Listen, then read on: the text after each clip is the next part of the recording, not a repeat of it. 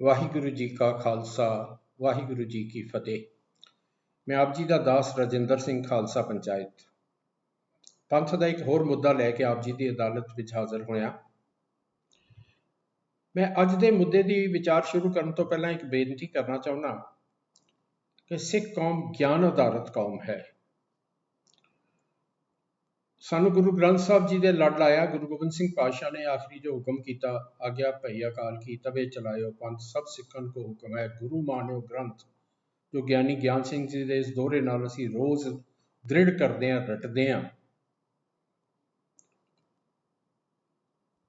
ਗੁਰੂ ਗ੍ਰੰਥ ਸਾਹਿਬ ਜੀ ਗਿਆਨ ਦਾ ਅਥਾਹ ਸਾਗਰ ਨੇ। ਇਸ ਲਈ ਸਾਡੀ ਕੋਈ ਵੀ ਸਮੱਸਿਆ ਜਿਹੜੀ ਹੈ ਅਸੀਂ ਗੁਰੂ ਗ੍ਰੰਥ ਸਾਹਿਬ ਜੀ ਦੇ ਗਿਆਨ ਦੇ ਆਧਾਰ ਦੇ ਉੱਤੇ, ਗੁਰਬਾਣੀ ਦੇ ਆਧਾਰ ਦੇ ਉੱਤੇ, ਗੁਰਮਤਿ ਦੇ ਆਧਾਰ ਦੇ ਉੱਤੇ ਹੱਲ ਕਰ ਸਕਦੇ ਹਾਂ। ਪਰ ਅਤ ਬਦਕਿਸਮਤੀ ਦੀ ਗੱਲ ਹੈ ਕਿ ਪਹਿਲੀਆਂ ਸਮੱਸਿਆਵਾਂ ਹੱਲ ਨਹੀਂ ਹੋ ਰਹੀਆਂ ਤੇ ਨਵੇਂ ਮੁੱਦੇ ਜਿਹੜੇ ਨੇ ਉੱਭਰ ਕੇ ਸਾਹਮਣੇ ਆ ਰਹੇ ਨੇ। ਜਿਹੜਾ ਅੱਜ ਮੈਂ ਮੁੱਦਾ ਆਪ ਜੀ ਦੇ ਨਾਲ ਵਿਚਾਰਨਾ ਚਾਹੁੰਦਾ, ਮਾਸ ਖਾਣ ਬਾਰੇ, ਇਹ ਵੀ ਬਹੁਤ ਪੁਰਾਣਾ ਮੁੱਦਾ ਨਹੀਂ ਹੈ। ਮੇਰੀ ਉਮਰ 78 ਸਾਲ ਦੀ ਹੈ। 30-35 ਸਾਲ ਦੀ ਉਮਰ ਤੱਕ ਤਾਂ ਇਸ ਮੁੱਦੇ ਦੇ ਬਾਰੇ ਕਦੀ ਸੁਣਿਆ ਹੀ ਨਹੀਂ ਸੀ ਵੀ ਇਹ ਵੀ ਕੋਈ ਝਗੜਾ ਹੈ ਸਿੱਖ ਕੌਮ ਦੇ ਵਿੱਚ। ਸਿਰਫ ਇੱਕ ਗੱਲ ਹੁੰਦੀ ਸੀ ਵੀ ਪੁੱਠਾ ਨਹੀਂ ਖਾਣਾ ਹਲਾਲ ਤੇ ਝਟਕਾ ਖਾ ਸਕਦੇ ਹਾਂ, ਲੇਕਿਨ ਅੱਜ ਇੱਕ ਬੜਾ ਵੱਡਾ ਮੁੱਦਾ ਬਣ ਚੁੱਕਾ ਹੈ। ਅੱਜ ਹਾਲਤ ਇਹ ਹੋ ਗਈ ਕਿ ਜਿਹੜਾ ਮਾਸ ਖਾਣ ਵਾਲੇ ਨੇ ਉਹ ਨਾ ਮਾਸ ਖਾਣ ਵਾਲਿਆਂ ਨੂੰ ਕਹਿੰਦੇ ਨੇ ਕਿ ਤੁਸੀਂ ਤਾਂ ਸਿੱਖ ਹੀ ਨਹੀਂ, ਤੇ ਜਿਹੜੇ ਨਾ ਮਾਸ ਖਾਣ ਵਾਲੇ ਨੇ ਉਹ ਮਾਸ ਖਾਣ ਵਾਲਿਆਂ ਨੂੰ ਕਹਿੰਦੇ ਨੇ ਕਿ ਤੁਸੀਂ ਸਿੱਖ ਨਹੀਂ। ਅਸੀਂ ਆਪਣੇ ਆਪ ਨੂੰ ਆਪੇ ਸਰਟੀਫਿਕੇਟ ਦੇ ਲਏ, ਇਹ ਅਧਿਕਾਰ ਦੇ ਲਿਆ ਕਿ ਅਸੀਂ ਕਿਸੇ ਨੂੰ ਸਰਟੀਫਿਕੇਟ ਦੇ ਸਕਨੇ ਹਾਂ ਕਿ ਤੁਸੀਂ ਸਿੱਖ ਹੋ ਕਿ ਤੁਸੀਂ ਸਿੱਖ ਨਹੀਂ ਹੋ। ਇਹ ਅਸੀਂ ਫੈਸਲਾ ਕਰਾਂਗੇ। ਕਿੰਨੀ ਬਦਕਿਸਮਤੀ ਦੀ ਗੱਲ ਹੈ।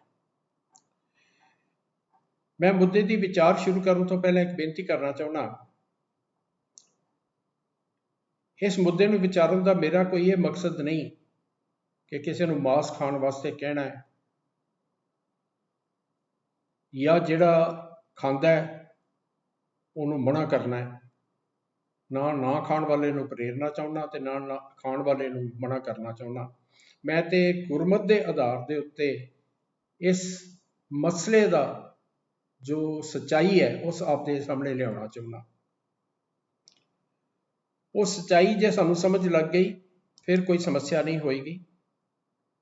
ਜੇ ਉਹ ਸੱਚਾਈ ਸਮਝ ਨਹੀਂ ਲੱਗਦੀ ਤੇ ਫਿਰ ਕੁਝ ਵੀ ਪ੍ਰਾਪਤ ਨਹੀਂ। ਖਿਮਾ ਕਰਨਾ। ਮੈਂ ਇਸ ਵਿਸ਼ੇ ਦਾ ਨਾਮ ਜੀਆਂ ਕਾ ਆਹਾਰ ਜੀ ਰੱਖਿਆ ਔਰ ਇਹ ਗੁਰਬਾਣੀ ਦੇ ਵਿੱਚੋਂ ਹੀ ਪੰਕਤੀਆਂ ਨੇ। ਜਿੱਥੇ ਇਹਨਾਂ ਦੀ ਵਿਚਾਰ ਆਏਗੀ ਉੱਥੇ ਇਹਨਾਂ ਨੂੰ ਸਾਂਝੀ ਕਰਾਂਗਾ। ਲੇਕਿਨ ਸਭ ਤੋਂ ਪਹਿਲਾਂ ਇੱਕ ਬੇਸਿਕ ਗੱਲ ਸਮਝ ਕੇ ਵਿਸ਼ੇ ਨੂੰ ਸ਼ੁਰੂ ਕਰਨਾ ਚਾਹੁੰਦਾ ਕਿ ਆਮ ਤੌਰ ਤੇ ਕਿਹਾ ਜਾਂਦਾ ਜੀ ਕਿ ਮਾਸ ਖਾਣ ਦੇ ਨਾਲ ਜੀਵਨ ਦੇ ਵਿੱਚ ਵਿਕਾਰ ਆਉਂਦੇ ਨੇ। ਗੁਰਬਾਣੀ ਕੀ ਕਹਿੰਦੀ ਹੈ ਸਾਡੇ ਜੀਵਨ 'ਚ ਵਿਕਾਰ ਕਿਵੇਂ ਆਉਂਦੇ ਨੇ? ਗੁਰੂ ਨਾਨਕ ਸਾਹਿਬ ਜੀ ਦਾ ਇੱਕ ਪ੍ਰਮਾਣ ਆਪ ਜੀ ਨਾਲ ਸਾਂਝਾ ਕਰਨਾ ਚਾਹੁੰਦਾ। ਗੁਰੂ ਗ੍ਰੰਥ ਸਾਹਿਬ ਜੀ ਦੇ ਪੰਨਾ 16-17 ਤੇ ਸੁਸ਼ੋਭਿਤ ਹੈ ਸ੍ਰੀ ਰਾਗ ਦੇ ਵਿੱਚ, ਜਿੱਥੇ ਮੇਰੇ ਸਤਿਗੁਰੂ ਨੇ ਇਸ ਵਿਸ਼ੇ ਦਾ ਕਿ ਵਿਕਾਰ ਸਾਡੇ ਜੀਵਨ 'ਚ ਕਿਵੇਂ ਆਉਂਦੇ ਨੇ ਉਹਦਾ ਇੱਕ ਨਿਰਣਾ ਕਰਕੇ ਸਾਨੂੰ ਦੱਸਦਾ ਹੈ। ਔਰ ਇਸ ਸ਼ਬਦ ਦੇ ਵਿੱਚ 4 ਰਹਾਉ ਦੀਆਂ ਪੰਕਤੀਆਂ ਨੇ। ਜਿਹੜਾ ਸ਼ਬਦ ਦਾ ਤਤਸਾਰ ਹੁੰਦਾ ਹੈ, ਇਹਦਾ ਮਤਲਬ 4 ਤਤਸਾਰ ਨੇ। ਹੁਣ ਇੱਥੇ ਸਤਿਗੁਰੂ ਜੀ ਬਖਸ਼ਿਸ਼ ਕਰਦੇ ਨੇ, ਸ੍ਰੀ ਰਾਗ ਮਹੱਲਾ ਪਹਿਲਾ। ਸਭ ਰਸ ਮਿੱਠੇ ਮੰਨਿਆ, ਸੁਣਿਆ ਸਾਲ ਹੋਣੇ, ਖਟ ਤੁਰਸੀ ਮੁਖ ਬੋਲਣਾ, ਮਾਰਨ ਨਾਦ ਕੀਏ, ਛਤੀ ਅੰਮ੍ਰਿਤ ਭਾਉ ਏਕ, ਜੰਕੋ ਨਦਰ ਕਰੇ। ਬਾਬਾ ਹੋਰ ਖਾਣਾ ਖੁਸ਼ੀ ਖੁਆਰ, ਜਿਤ ਖਾਧੈ ਤਨ ਪੀੜੀਐ, ਮਨ ਮੈਂ ਚਲੈ ਵਿਕਾਰ। ਰਹਾਉ ਦੀ ਪੰਕਤੀ ਸਤਿਗੁਰੂ ਜੀ ਕਹਿੰਦੇ ਨੇ ਕਿ ਜਿਸ ਦੇ ਖਾਣ ਦੇ ਨਾਲ ਸਰੀਰ ਨੂੰ ਕਸ਼ਟ ਹੋਵੇ ਤੇ ਮਨ ਦੇ ਵਿੱਚ ਵਿਕਾਰ ਚੱਲਣ, ਉਹ ਖੁਆਰੀ ਕਰਨ ਵਾਲਾ ਹੈ। ਬਾਬਾ ਹੋਰ ਖਾਣਾ ਖੁਸ਼ੀ ਖੁਆਰ, ਉਹ ਖੁਆਰੀ ਕਰਨ ਵਾਲਾ ਹੈ। ਔਰ ਇਹਦੀ ਵਿਆਖਿਆ ਕਰਦੇ ਹੋਏ ਸਤਿਗੁਰੂ ਜੀ ਸਮਝਾਉਂਦੇ ਨੇ ਕਿ ਜੇ ਸਾਡਾ ਮਨ ਪ੍ਰਭੂ ਦੀ ਯਾਦ ਵਿੱਚ ਲੱਗ ਜਾਏ ਤੇ ਸਮਝੋ ਕਿ ਦੁਨੀਆ ਦੇ ਸਾਰੇ ਮਿੱਠੇ ਸਵਾਦ ਵਾਲੇ ਪਦਾਰਥ ਜਿਹੜੇ ਉਹ ਮਿਲ ਗਏ। ਤੇ ਜੇ ਸਾਡੀ ਸੁਰਤ ਅਕਾਲ ਪੁਰਖ ਦੇ ਨਾਮ ਵਿੱਚ ਜੁੜਨ ਲੱਗ ਪਏ ਤੇ ਇਹਨੂੰ ਸਮਝੋ ਕਿ ਲੂਣ ਵਾਲੇ ਪਦਾਰਥ ਮਿਲ ਗਏ ਸਾਰੇ। खट्टे मिठे स्वाद जिहड़े वो मिल गए। मूँह नाल प्रभु का नाम उचारना, खट्टे स्वाद वाले पदार्थ समझो। परमात्मा की सिफत सलाह का कीर्तन, मसाले जानो। परमात्मा नाल एक रस प्रेम 36 किस्म के स्वादले भोजन हैं जिस उत्ते प्रभु की मेहर हुंदी है, जिहदे उत्ते अकाल पुरख नज़र करता है। ये मिलते किनू ने सारिया चीज़ां, जां कहो नज़र करे, जिहदे उत्ते अकाल पुरख मेहर की नज़र कर दिंदा है। बाकी सब कुछ तो विकार पैदा करने वाला है, शरीर को कष्ट देने वाला है ते खुआरी करने वाला है। हुण इत्थे सतगुरु ने सिर्फ खाण की गल नहीं की, पहला तो इत्थे किसी भोजन की गल नहीं की। जो कुछ भी उस अकाल पुरख को विसार के ऐसा खा रहे हैं, विकार पैदा करने वाला है जिहड़ा, वो सारे की बनाई की है, किसी एक भोजन की गल नहीं की। फिर सिर्फ खान की गल नहीं की। दूजे रहाओ की पंक्ति सतगुरु जी बख्शिश करते हैं, बाबा होर पहनण खुशी खुआर, जित पैदे तन पीड़ी है मन में चले विकार। वो पहरावा भी जिहदे पाउण नाल शरीर को कष्ट होवे ते मन दे विच विकार चलण नाल लग पैण उहदे नाल, वो भी खुआरी करने वाला है। अजकल तो बहुते पहरावे ही वो चल रहे हैं जिहड़े मन च विकार पैदा करने वाले हैं। तीसरी रहाओ की पंक्ति सतगुरु जी बख्शिश करते हैं, बाबा होर चढ़ना खुशी खुआर, जित चढ़िया तन पीड़ी है मन में चले विकार। इत्थे सवारी की गल भी कर दी। जिस सवारी के वरतों दे नाल शरीर को कष्ट होवे ते मन दे विच विकार चलन, वो खुआरी करने वाली है। इन्ना नहीं, जो साडे ऐशो इश्रत दियां आराम दियां चीज़ां ने, उन्हां बारे भी सतगुरु ने कहता, बाबा होर सौना खुशी खुआर। सौना भी खुआरी करने वाला है, केड़ा, जित सुत्ता तन पीड़ी है मन में चले विकार। सो ये जिहड़ी गल है कि मास खाण नाल विकार पैदा होंदा है, इस गल गुरबाणी तो इस गल को मानता नहीं दे रही। अब इस दे नाल संबंधित होर पंक्तियां में अगे वेखांगे, पर जिथों मैं अज गल शुरू करना चाहना ना, वो ये है कि अकाल पुरख की साजी सृष्टि विच मनुख का स्थान की है, साडा स्टेटस की है अकाल पुरख की साजी सृष्टि दे विच। गुरु अर्जन साहब जी का पावन फुरमान है, जिथे पंजवें नानक बख्शिश करते हैं, अवर जोन तेरी पनिहारी, इस धरती में तेरी सिकदारी। हुण इस सतगुरु कहने, इस धरती में तेरी सिकदारी, तैनू इस धरती का सरदार बनाया मनुख नूं। बाकी जोना तो तेरी सेवा वास्ते बनाइया ने, अवर जोन तेरी पनिहारी।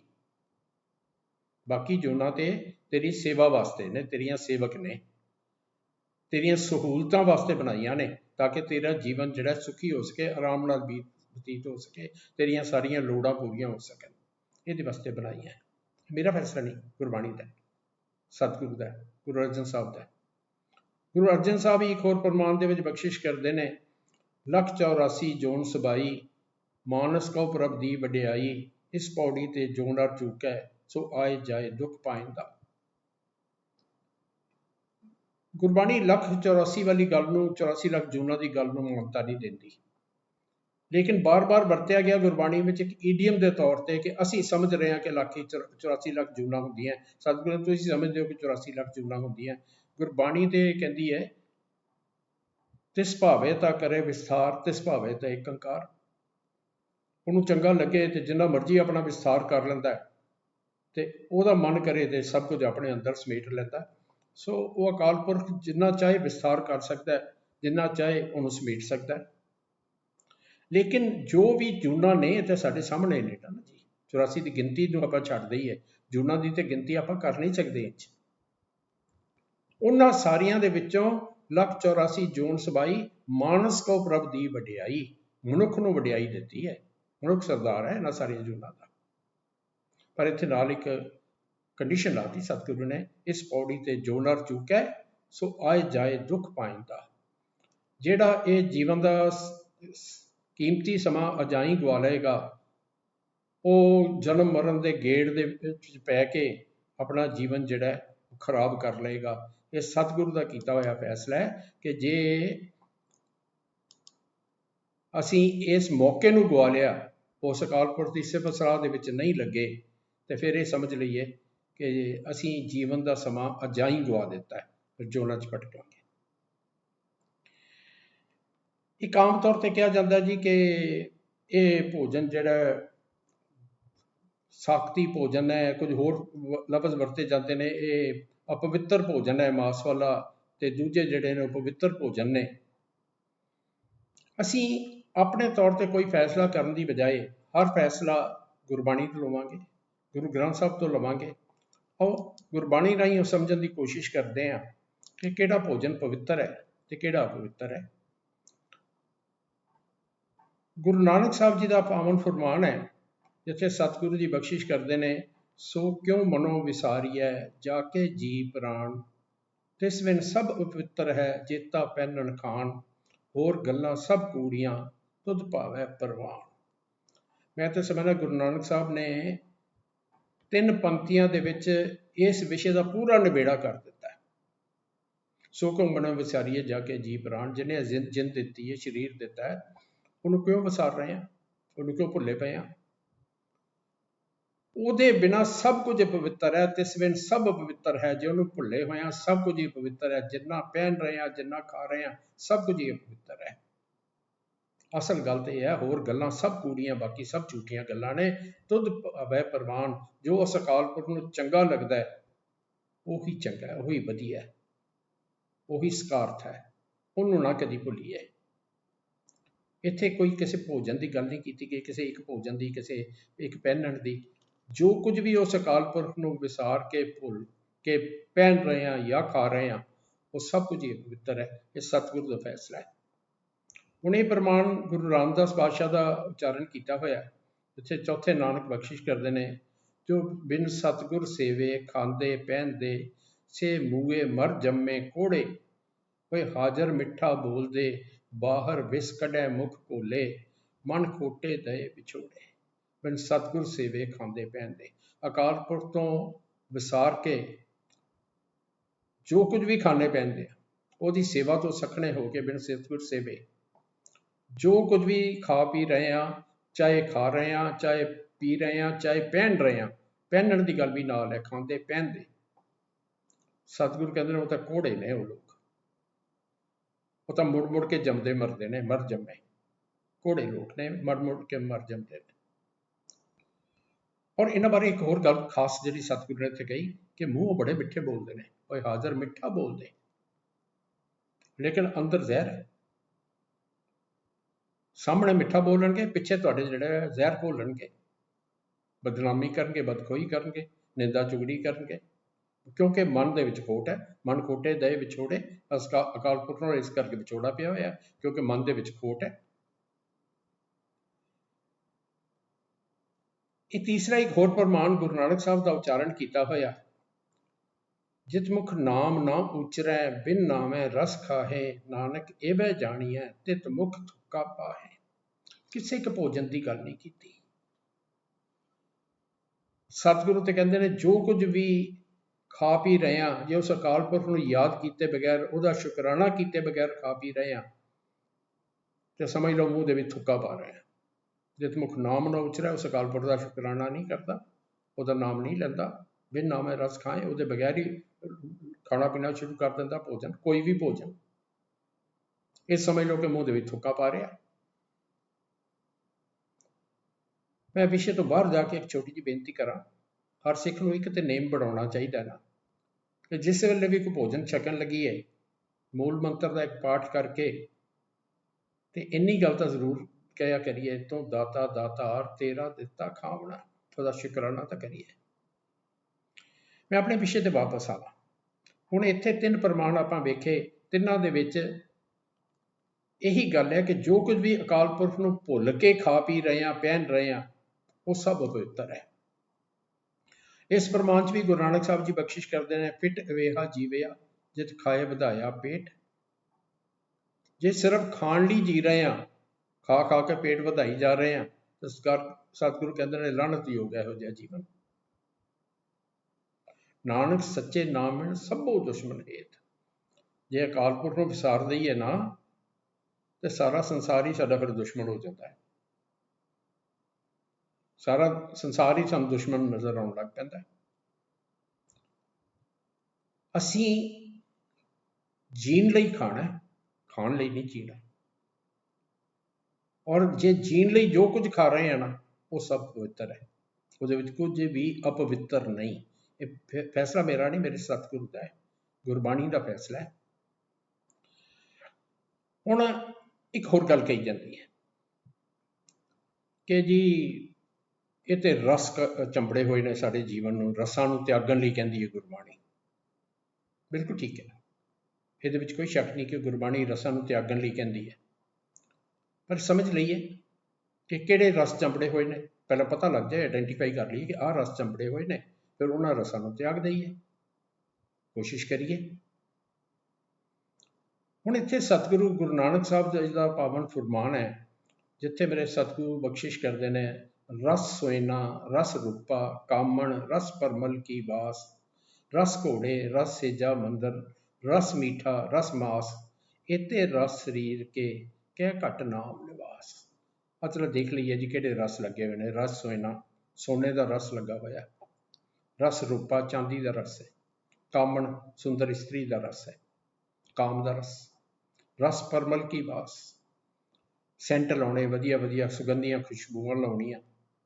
ਅੱਜ ਵੇਖੋ ਕਿੰਨਾ ਚਲਨ ਚੱਲਿਆ ਹੋਇਆ। ਵਧੀਆ ਸਵਾਰੀ, ਰਸ ਘੋੜੇ। ਪੁਰਾਣੇ ਸਮੇਂ ਦੇ ਵਿੱਚ ਸਭ ਤੋਂ ਵਧੀਆ ਸਵਾਰੀ ਜਿਹੜੀ ਹੈ ਘੋੜੇ ਦੀ ਸਵਾਰੀ ਸਮਝੀ ਜਾਂਦੀ ਸੀ, ਘੋੜੇ ਘੋੜੀ ਦੀ। ਅੱਜ ਦੇ ਸਮੇਂ ਤੁਸੀਂ ਅੱਛੀ ਕਾਰ ਦੀ ਕਹਿ ਲਓ, ਵਧੀਆ ਕਾਰ ਦੀ ਸਵਾਰੀ, ਕੀਮਤੀ ਕਾਰ ਦੀ ਸਵਾਰੀ, ਰਸ ਘੋੜੇ। ਰਸ ਸੇਜਾ ਮੰਦਰ, ਇਹ ਵੀ ਰਸ ਹੈ। ਸੋ ਵੱਡੇ ਵੱਡੇ ਸੋਹਣੇ ਘਰ ਬਣ ਜਾਣ, ਬੜੇ ਗੱਦੇਦਾਰ ਵਧੀਆ ਸੁਖਦਾਈ ਬਿਸਤਰੇ ਹੋਣ। ਰਸ ਮੀਠਾ, ਮਿੱਠਾ ਖਾਣਾ, ਇਹ ਵੀ ਰਸ ਹੈ। ਇਹਨਾਂ ਵਿੱਚ, ਇਹਨਾਂ ਸਾਰੇ ਰਸਾਂ 'ਚ ਇੱਕ ਰਸ ਮਾਸ ਵੀ ਹੈ। ਸਿਰਫ ਮਾਸ ਹੀ ਰਸ ਨਹੀਂ, ਇਹ ਵੀ ਮਾਸ ਵੀ ਰਸ ਹੈ, ਲੇਕਿਨ ਆਹ ਸਾਰੇ ਰਸ ਨੇ। ਸੋਨਾ, ਚਾਂਦੀ, ਕਾਮ, ਖੁਸ਼ਬੂ, ਸਵਾਰੀ, ਘਰ ਬਿਸਤਰ ਸੋਹਣੇ, ਮਿੱਠਾ ਖਾਣਾ, ਇਹ ਸਾਰੇ ਰਸ ਨੇ। ਮਾਸ ਵੀ ਇਹਨਾਂ ਦੇ ਨਾਲ ਇੱਕ ਰਸ ਹੈ। ਸਤਿਗੁਰੂ ਤੇ ਰਸ ਸਰੀਰ ਕੇ ਕਿਆ ਘਟ ਨਾਮ ਨਿਵਾਸ। ਇਹਨੇ ਰਸਾਂ 'ਚ ਤੂੰ ਗੁਆਚਾ ਹੋਇਆ ਤੇ ਅਕਾਲ ਪੁਰਖ ਨੂੰ ਕਿਵੇਂ ਯਾਦ ਕਰੇਗਾ? ਕਿੱਥੇ ਅਕਾਲ ਪੁਰਖ ਤੇਰੇ ਹਿਰਦੇ 'ਚ ਵਸੇਗਾ? ਇਹਨਾਂ ਰਸਾਂ 'ਚ ਗੁਆਚਿਆ ਪਿਆ। ਫਿਰ ਤਿਆਗਣੇ ਤੇ ਸਾਰੇ ਰਸ ਹੀ ਚਾਹੀਦੇ ਨੇ ਨਾ, ਕਿਸੇ ਇੱਕ ਰਸ ਦੀ ਗੱਲ ਤਾਂ ਇੱਥੇ ਹੋ ਨਹੀਂ ਰਹੀ। ਇਸੇ ਕਰਕੇ ਗੁਰੂ ਨਾਨਕ ਸਾਹਿਬ ਇੱਥੇ ਬਖਸ਼ਿਸ਼ ਕਰਦੇ ਸਮਝਾਉਂਦੇ ਨੇ, ਕਿਆ ਖਾਧੇ ਕਿਆ ਪੈਦਾ ਹੋਏ, ਜਾਂ ਮਨ ਨਾਹੀ ਸੱਚਾ ਸੋਏ, ਕਿਆ ਮੇਵਾ ਕਿਆ ਘਿਓ ਗੁੜ ਮਿੱਠਾ, ਕਿਆ ਮੈਦਾ ਕਿਆ ਮਾਸ, ਕਿਆ ਕੱਪੜ ਕਿਆ ਸੇਜ ਸੁਖਾਲੀ, ਕੀਜੈ ਭੋਗ ਬਿਲਾਸ, ਕਿਆ ਲਸਕਰ ਕਿਆ ਨੇਬ ਖਵਾਸੀ, ਆਵੈ ਮਹਿਲੀ ਵਾਸ, ਨਾਨਕ ਸੱਚੇ ਨਾਮ ਬਿਨ ਸਭੇ ਢੋਲ ਵਿਨਾਸ਼। ਕਿਆ ਮੇਵਾ, ਕਿਆ ਘਿਓ ਗੁੜ ਮਿੱਠਾ, ਕਿਆ ਮੈਦਾ ਕਿਆ ਮਾਸ, ਆ ਸਾਰਿਆਂ ਦੇ ਵਿੱਚ ਆ ਗਿਆ ਕਿ ਮਾਸ ਵੀ।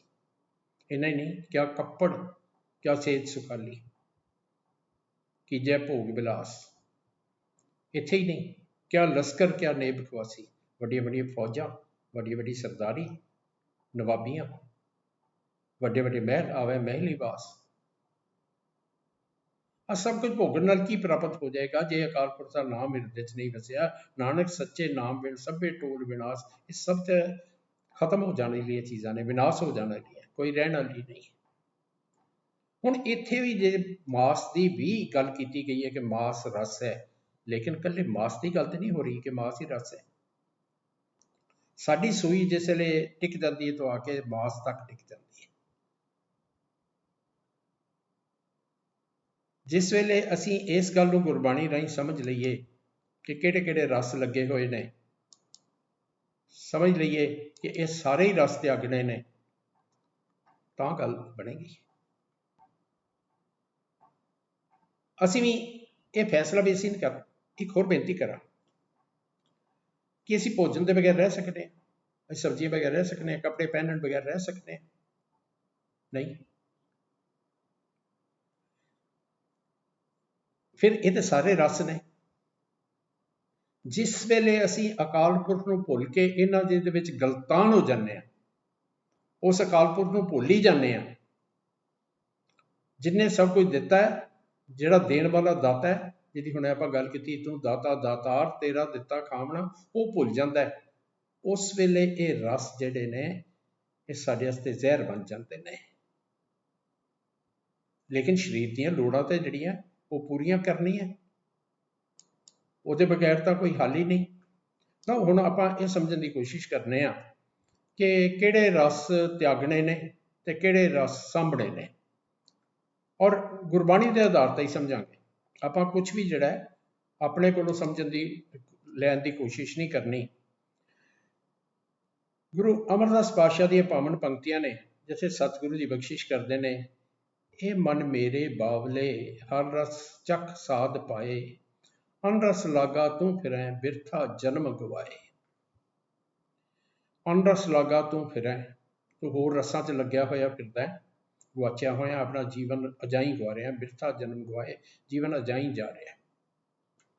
ਇਹ ਮੇਰੇ ਝੱਲੇ ਮਨ ਬਾਵਲੇ, ਝੱਲਾ ਪਾਗਲ ਮੂਰਖ,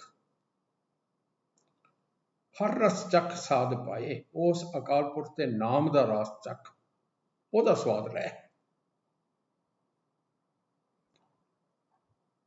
ਹੁਣ ਇੱਥੇ ਗੱਲ ਜਿਹੜੀ ਮੈਂ ਹੁਣੇ ਬੇਨਤੀ ਕੀਤੀ ਉਹੀ ਆ ਗਈ। ਬਾਕੀ ਰਸਾਂ ਦੇ ਵਿੱਚ ਤੂੰ ਗਲਤਾਨ ਹੋ ਜਾਣਾ, ਅਕਾਲ ਪੁਰਖ ਨੂੰ ਭੁੱਲ ਜਾਣਾ। ਬਾਕੀ ਜੇ ਭੋਜਨ ਹੀ ਤਿਆਗ ਦੇਂਗਾ ਤੇ ਜੀਵਨ ਚੱਲੇਗਾ ਕਿਵੇਂ? ਜੇ ਪਾਣੀ ਤਿਆਗ ਦੇਂਗਾ ਜੀਵਨ ਚੱਲੇਗਾ ਕਿਵੇਂ? ਜੇ ਕੱਪੜੇ ਪਾਣੇ ਤਿਆਗ ਦੇਂਗਾ ਜੀਵਨ ਚੱਲੇਗਾ ਕਿਵੇਂ? ਉਹਨਾਂ 'ਚ ਗਲਤਾਨ ਨਹੀਂ ਹੋਣਾ। ਗੁਰੂ ਨਾਨਕ ਸਾਹਿਬ ਜੀ ਦਾ ਪਾਵਨ ਫਰਮਾਨ ਹੈ, ਸਭ ਰਸ ਭੋਗਣ ਬਾਦ ਹੈ ਸਭ ਸਿਗਾਰ ਵਿਕਾਰ, ਜਬ ਲਗ ਸ਼ਬਦ ਨਾ ਭੇਦੀਐ ਕਿਉਂ ਸੋ ਹੈ ਗੁਰਦੁਆਰ, ਨਾਨਕ ਧਨ ਸੁਹਾਗਣੀ ਜਿਨ ਸ਼ੈ ਨਾਲ ਪਿਆਰ। ਸਭ ਰਸ ਭੋਗਣ ਬਾਅਦ ਹੈ, ਸਾਰੇ ਹੀ ਰਸ ਜਿਹੜੇ ਨੇ ਇਹਨਾਂ ਨੂੰ ਜਿਸਲੇ ਭੋਗਦੇ ਆ, ਇਹਨਾਂ 'ਚ ਗਲਤਾਨ ਹੋ ਜਾਂਦੇ ਆ, ਇਹ ਬਰਬਾਦੀ ਕਰਨ ਵਾਲੇ ਨੇ। ਜਿੰਨੇ ਵੀ ਸ਼ਿੰਗਾਰ ਕਰਨੇ ਆ ਸਭ ਸਿਗਾਰ ਵਿਕਾਰ, ਇਹ ਵਿਕਾਰ ਪੈਦਾ ਕਰਨ ਵਾਲੇ ਨੇ। ਲੇਕਿਨ ਕੰਡੀਸ਼ਨ ਲਾਤੀ, ਜਬ ਲਗ ਸ਼ਬਦ ਨਾ ਭੇਦੀ ਹੈ ਕਿਉਂ ਸੋ ਹੈ ਗੁਰਦੁਆਰ। ਗੁਰੂ ਦੇ ਦਰ ਤੇ ਕਿਵੇਂ ਪ੍ਰਵਾਨ ਹੋਏਗਾ, ਕਿਵੇਂ ਤੈਨੂੰ ਸ਼ੋਭਾ ਮਿਲੇਗੀ, ਕਿਉਂ ਸੋ ਹੈ, ਕਿਵੇਂ ਸ਼ੋਭਾ ਮਿਲੇਗੀ ਗੁਰੂ ਦੇ ਦਰਬਾਰ ਤੇ, ਜਿੰਨਾ ਚਿਰ ਗੁਰੂ ਦੇ ਸ਼ਬਦ ਨਾਲ ਮਨ ਨਹੀਂ ਜੋੜੇਗਾ। ਗੁਰੂ ਦਾ ਸ਼ਬਦ ਜਿਹੜਾ ਜਿੰਨਾ ਚਿਰ ਤੇਰੇ ਹਿਰਦੇ ਨੂੰ ਵਿੰਨ ਕੇ ਨਹੀਂ ਚਲਾ ਜਾਏਗਾ। ਨਾਨਕ ਧਨ ਸੁਹਾਗਣੀ ਜਿਨ ਸ਼ੈ ਨਾਲ ਪਿਆਰ, ਉਹ ਸੁਹਾਗਣੀ ਧਨ ਹੈ ਜਿਹਦਾ ਆਪਣੇ ਪਤੀ ਨਾਲ ਪਿਆਰ ਹੈ। ਅਸੀਂ ਉਹ ਜੀਵ ਇਸਤਰੀਆਂ ਧਨ ਹਾਂ ਜਿਨ੍ਹਾਂ ਦਾ ਉਸ ਅਕਾਲ ਪੁਰਖ ਕੰਥ ਦੇ ਨਾਲ ਪਿਆਰ ਹੈ। ਉਹਦੇ ਪਿਆਰ ਦੇ ਵਿੱਚ ਆ ਕੇ ਤੇ ਜੀਵਨ ਨੂੰ ਚਲਾਉਣ ਵਾਸਤੇ ਜੋ ਕੁਝ ਖਾਂਦੇ ਆ ਸਭ ਪ੍ਰਵਾਨ ਹੈ। ਤੇ ਜੇ ਉਹਨੂੰ ਵਿਸਾਰ ਕੇ ਰਸਾਂ ਦੇ ਭੋਗ ਦੇ ਵਿੱਚ ਹੀ ਗਲਤਾਨ ਹੋਏ ਆ ਤੇ ਫਿਰ ਬਰਬਾਦੀ ਹੋ ਰਹੀ ਹੈ। ਆਨੰਦ ਬਾਣੀ ਦੇ ਵਿੱਚ ਗੁਰੂ ਅਮਰਦਾਸ ਪਾਤਸ਼ਾਹ ਜੀ ਦਾ ਪਾਵਨ ਫਰਮਾਨ ਹੈ, ਸਤਿਗੁਰੂ ਨਿਰਣਾ ਕਰਕੇ ਸਾਨੂੰ ਦੱਸਦੇ ਨੇ, ਇਹ ਰਸਨਾ ਤੂੰ ਅਨਰਸ ਰਾਚ ਰਹੀ, ਤੇਰੀ ਪਿਆਸ ਨਾ ਜਾਏ, ਪਿਆਸ ਨਾ ਜਾਏ ਹੋਰ ਤੂੰ ਕਿਤੇ ਜਿੱਚਰ ਹਰ ਰਸ ਪੱਲੇ ਨਾ ਪਾਏ। ਇਹ ਮੇਰੀ ਰਸਨਾ ਤੂੰ ਹੋਰ ਸਵਾਦਾਂ 'ਚ ਪੈ ਗਈ ਹੈ, ਹੋਰ ਅਨਰਸ ਰਾਚ ਰਹੀ, ਇਸ ਕਰਕੇ ਤੇਰੀ ਪਿਆਸ ਜਾਂਦੀ ਨਹੀਂ, ਤ੍ਰਿਸ਼ਨਾ ਲੱਗੀ ਹੋਈ ਹੈ, ਤ੍ਰਿਸ਼ਨਾ ਵੱਧਦੀ ਜਾ ਰਹੀ ਹੈ। ਹੋਰ ਕਿਸੇ ਤਰੀਕੇ ਨਾਲ ਇਹ ਤ੍ਰਿਸ਼ਨਾ ਦੀ ਪਿਆਸ ਨਹੀਂ ਮੁੱਕ ਸਕਦੀ ਜਿੰਨਾ ਚਿਰ ਅਕਾਲ ਪੁਰਖ ਨਾਲ ਪਿਆਰ ਨਹੀਂ ਪਾਏਗਾ, ਜਿੱਚਰ ਹਰ ਰਸ ਪੱਲੇ ਨਾ ਪਾਏ। ਹਰ ਰਸ ਪਾਏ ਪੱਲੇ ਪੀਏ ਹਰ ਰਸ, ਬਹੁਤ ਨਾ ਤ੍ਰਿਸ਼ਨਾ ਲਾਗੇ ਆਏ। ਜੇ ਅਕਾਲ ਪੁਰਖ ਦਾ ਨਾਮ ਰਸ ਪੀ ਲਏਗਾ ਨਾ ਫਿਰ ਤ੍ਰਿਸ਼ਨਾ ਨਹੀਂ ਲੱਗੇਗੀ, ਫਿਰ ਤ੍ਰਿਸ਼ਨਾ ਦੇ ਉੱਤੇ ਕਾਬੂ ਪਾ ਲਏਗਾ। ਇਹ ਹਰ ਰਸ ਕਰਮੀ ਪਾਈ ਹੈ, ਇਸ ਰਸ ਹੈ ਜਿਹੜਾ ਸੰਭਾਲਣਾ ਹੈ। ਇਹ ਗੁਰੂ ਦੀ ਬਖਸ਼ਿਸ਼ ਨਾਲ ਮਿਲਦਾ ਹੈ। ਇਹ ਹਰ ਰਸ ਕਰਮੀ ਪਾਈ ਹੈ, ਸਤਿਗੁਰ ਮਿਲਿਆ ਜਸਾਏ, ਜਿਹਦਾ ਗੁਰੂ ਨਾਲ ਮਿਲਾਪ ਹੋ ਗਿਆ, ਜਿਹੜਾ ਗੁਰੂ ਦੀ ਸ਼ਰਨ 'ਚ ਆ ਗਿਆ, ਉਹ ਇਹ ਨਾਮ ਰਸ ਜਿਹੜਾ ਉਹਨੂੰ ਸਾਂਭ ਸਕਦਾ ਹੈ। ਇਹਨੂੰ ਸਾਂਭਣਾ ਤੇ ਇੱਕ ਫੈਸਲਾ ਕਰਕੇ ਦੱਸਦਾ ਕਿ ਸਤਿਗੁਰੂ ਜੀ ਨੇ ਕਹੇ, ਨਾਨਕ ਹੋਰ ਅਨਰਸ ਸਭ ਵੀਸ ਹੈ, ਹੋਰ ਸਾਰੇ ਰਸ ਭੁਲਾ ਦੇ, ਜਾਂ ਹਰ ਵਸੈ ਮਨ ਆਏ। ਜੇ ਉਹ ਉਸ ਅਕਾਲ ਪੁਰਖ ਨੂੰ ਹਿਰਦੇ 'ਚ ਵਸਾ ਲਏਗਾ ਤੇ ਸਾਰੇ ਭੁੱਲ ਜਾਣਗੇ। ਉਹਨੂੰ ਵਸਾ, ਇਹਨਾਂ ਸਾਰਿਆਂ ਨੂੰ ਭੁੱਲ ਜਾ। ਹੁਣ ਰਸਾਂ ਦੀ ਗੱਲ ਜਿਸ ਵੇਲੇ ਕਰ ਰਹੇ ਨੇ ਸਤਿਗੁਰ, ਤੇ ਇਹਦੇ ਵਿੱਚ ਕੋਈ ਸ਼ੰਕਾ ਨਹੀਂ ਰਹਿ ਜਾਂਦਾ ਕਿ ਰਸਾਂ 'ਚ ਗਲਤਾਨ ਹੋਣ ਦੀ ਗੱਲ ਕੀਤੀ ਜਾ ਰਹੀ ਹੈ, ਕਿ ਰਸਾਂ ਦੇ ਵਿੱਚ ਗਲਤਾਨ ਨਹੀਂ ਹੋਣਾ। ਇਹ ਗੱਲ ਨਹੀਂ ਕੀਤੀ ਜਾ ਰਹੀ ਕਿ ਭੋਜਨ ਤਿਆਗ ਦੇਣਾ। ਉਹਨਾਂ ਦੇ ਵਿੱਚ ਹੀ ਇੱਕ ਰਸ ਮਾਸ ਹੈ। ਸੋਨੇ ਦੇ ਵਿੱਚੋਂ ਵੀ ਮਨ ਨੂੰ ਜੇ ਜੋੜ ਲਿਆ, ਉਹਦਾ ਹੀ ਰਸ ਪਿਆ ਹੋਇਆ ਤੇ ਉਹ ਵੀ ਮਾੜਾ, ਉਹਦੀ ਵੀ ਮਨਾਹੀ ਹੈ। ਜੇ ਚਾਂਦੀ 'ਚ ਜੋੜ ਲਿਆ ਤੇ ਉਹਦੀ ਵੀ ਮਨਾਹੀ ਹੈ। ਜੇ ਕਾਮ ਦੇ ਵਿੱਚ ਜੋੜ ਲਿਆ ਉਹਦੀ ਵੀ ਮਨਾਹੀ ਹੈ। ਜੇ ਸੋਹਣੇ ਸੋਹਣੇ ਸ਼ਿੰਗਾਰ ਕਰਨ ਜੋੜ ਲਿਆ ਉਹਨਾਂ ਦੇ ਵੀ ਮਨਾਹੀ ਹੈ। ਉਹ ਸਾਰੇ ਛੱਡਣੇ ਨੇ। ਉਹਨਾਂ ਵਿੱਚ ਇੱਕ ਮਾਸ ਵੀ ਹੈ, ਉਹਨਾਂ ਵਿੱਚ ਮਿੱਠਾ ਵੀ ਹੈ ਤੇ ਵਿੱਚ ਮਾਸ ਵੀ ਹੈ। ਇਹਨਾਂ ਸਾਰਿਆਂ ਦੀ ਗੱਲ ਹੋ ਰਹੀ ਹੈ। ਜੇ ਅਸੀਂ ਇਸ ਗੱਲ ਨੂੰ ਪੂਰੀ ਤਰ੍ਹਾਂ ਸਮਝ ਲਈਏ ਕਿ ਗੱਲ ਸਿਰਫ ਜਿਹੜੀ ਹੈ ਉਹ ਮਾਸ ਖਾਣ ਦੀ ਨਹੀਂ ਹੋ ਰਹੀ, ਇਹਨਾਂ ਸਾਰਿਆਂ ਦੀ ਹੋ ਰਹੀ ਹੈ, ਫਿਰ ਸਾਡੀ ਸਮੱਸਿਆ ਜਿਹੜੀ ਹੈ ਨਾ ਸੌਖੀ ਹੱਲ ਹੋ ਸਕਦੀ ਹੈ। ਹੁਣ ਜਿਸ ਵੇਲੇ ਅਸੀਂ ਇੰਨੀ ਗੱਲ ਨੂੰ ਸਮਝ ਲਈ ਤੇ ਇਸ ਤੋਂ ਅਗਲੀ ਗੱਲ ਜਿਹੜੀ ਸਮਝਣੀ ਬੜੀ ਜ਼ਰੂਰੀ ਹੈ, ਜਿਹਦੇ ਬਾਰੇ ਕਿਹਾ ਜਾਂਦਾ ਜੀ ਕਿ ਜੀਵ ਹੱਤਿਆ ਹੋ ਰਹੀ ਹੈ। ਕੀ ਬਨਸਪਤੀ ਦੇ ਵਿੱਚ ਜੀਵਨ ਨਹੀਂ ਹੈ? ਫੈਸਲਾ ਆਪਣੇ ਕੋਲੋਂ ਨਹੀਂ ਕਰਨਾ, ਗੁਰਬਾਣੀ ਕੋਲੋਂ ਕਰਨਾ। ਗੁਰੂ ਨਾਨਕ ਸਾਹਿਬ ਜੀ ਦਾ ਪਾਵਨ ਫਰਮਾਨ ਹੈ, ਸਤਿਗੁਰੂ ਬਖਸ਼ਿਸ਼ ਕਰਦੇ ਨੇ, ਜੇਕਰ ਸੂਤਕ ਮੰਨੀਐ ਸਭ ਤੈ ਸੂਤਕ ਹੋਏ, ਗੋਹੇ ਅਤੈ ਲੱਕੜੀ ਅੰਦਰ ਕੀੜਾ ਹੋਏ, ਜੇਤੇ ਦਾਣੇ ਅੰਨ ਕੇ ਜੀਆਂ ਬਾਝ ਨਾ ਕੋਏ, ਪਹਿਲਾ ਪਾਣੀ ਜੀਉ ਹੈ ਜਿਤ ਹਰਿਆ ਸਭ ਕੋਏ, ਸੂਤਕ ਕਿਉਂ ਕਰ ਰੱਖੀਐ ਸੂਤਕ ਪਵੈ ਰਸੋਏ, ਨਾਨਕ ਸੂਤਕ ਏਵ ਨਾ ਉਤਰੈ ਗਿਆਨ ਉਤਾਰੈ ਤੋਏ। ਜੇ ਸੂਤਕ ਦਾ ਭਰਮ ਕਰਨ ਲੱਗ ਪਈ ਹੈ। ਅੱਛਾ, ਹੁਣ ਕਈ ਕਹਿੰਦੇ ਨੇ ਜੀ ਕਿ ਇਹ ਤੇ ਸੂਤਕ ਦੇ ਬਾਰੇ ਉਚਾਰਨ ਕੀਤਾ, ਪਰ ਕੀ ਇਹ ਫੈਸਲਾ ਬਦਲ ਜਾਏਗਾ ਗੋਹੇ ਅਤੇ ਲੱਕੜੀ ਅੰਦਰ ਕੀੜਾ ਹੋਏ? ਕੀ ਇਹ ਫੈਸਲਾ ਸਿਰਫ ਸੂਤਕ ਵਾਸਤੇ ਹੈ ਕਿ ਜੇਤੇ ਦਾਣੇ ਅੰਨ ਦੇ ਜੀਆਂ ਬਾਝ ਨਾ ਕੋਏ? ਅੰਨ ਦੇ ਜਿੰਨੇ ਦਾਣੇ ਨੇ ਸਾਰੇ ਜੀ ਨੇ, ਜੀ ਤੋਂ ਬਗੈਰ ਕੋਈ ਹੈ ਹੀ ਨਹੀਂ। ਇੱਥੋਂ ਤੱਕ ਕਹਿੰਦਾ ਪਹਿਲਾ ਪਾਣੀ ਜੀਉ ਹੈ ਜਿਤ ਹਰਿਆ ਸਭ ਕੋਏ, ਸਭ ਤੋਂ ਵੱਡਾ ਜੀ ਤਾਂ ਪਾਣੀ ਹੈ ਜਿਹੜਾ ਸਾਰਿਆਂ ਨੂੰ ਜ਼ਿੰਦਗੀ ਦੇ ਰਿਹਾ। ਗੁਰਬਾਣੀ ਦੇ ਅਟਲ ਫਰਮਾਨ ਨੇ, ਸਪਸ਼ਟ ਫੈਸਲੇ ਨੇ, ਉਹਦੇ ਬਾਅਦ ਵੀ ਸਾਡੇ ਅੰਦਰ ਭਰਮ ਜਿਹੜਾ ਹੈ ਉਹ ਨਹੀਂ ਜਾਂਦਾ। ਬਾਬਾ ਕਬੀਰ ਸਾਹਿਬ ਨੇ ਤੇ ਬੜੀ ਕਮਾਲ ਦੀ ਗੱਲ ਕਰਤੀ, ਕਹਿੰਦੇ ਪਾਤੀ ਤੋਰੈ ਮਾਲਣੀ ਪਾਤੀ ਪਾਤੀ ਜੀਓ, ਜਿਸ ਪਾਹਨ ਕੋ ਪਾਤੀ ਤੋਰੈ ਸੋ ਪਾਹਨ ਨਿਰਜੀਓ। ਅਸਲ ਦੇ ਵਿੱਚ ਤੇ ਇਹ ਜਿਹੜੇ ਪੂਜਾ ਕਰਨ ਵਾਸਤੇ ਹਿੰਦੂ ਕੌਮ ਦੇ ਵਿੱਚ ਪੱਥਰਾਂ ਦੇ ਦੇਵੀ ਦੇਵਤੇ ਬਣਾ ਕੇ ਉਹਨਾਂ ਦੀ ਪੂਜਾ ਕੀਤੀ ਜਾਂਦੀ ਹੈ ਤੇ ਉਹਦੇ ਵਾਸਤੇ ਫੁੱਲ ਵਗੈਰਾ ਤੋੜ ਕੇ ਵਰਤੇ ਜਾਂਦੇ ਨੇ, ਉਹਦੇ ਬਾਰੇ ਹੈ। ਲੇਕਿਨ ਫੈਸਲਾ ਇੱਥੇ ਵੀ ਬੜਾ ਸਪਸ਼ਟ ਹੈ। ਬਾਬਾ ਕਬੀਰ ਜੀ ਕਹਿੰਦੇ ਨੇ, ਹੇ ਮਾਲਨ, ਜਿਸ ਪੱਥਰ ਦੀ ਮੂਰਤੀ ਨੂੰ ਪੂਜਣ ਵਾਸਤੇ ਤੂੰ ਇਹ ਫੁੱਲ ਤੋੜ ਰਹੀ ਹੈ, ਪਾਤੀ ਤੋਰੈ ਮਾਲਣੀ, ਉਹ ਤਾਂ ਸਾਰੀ ਜਿੰਦਾ, ਪਾਤੀ ਪਾਤੀ ਜੀਓ, ਉਹਦੇ ਵਿੱਚ ਸਾਰੀ ਵਿੱਚ ਜਿੰਦਾ ਹੈ।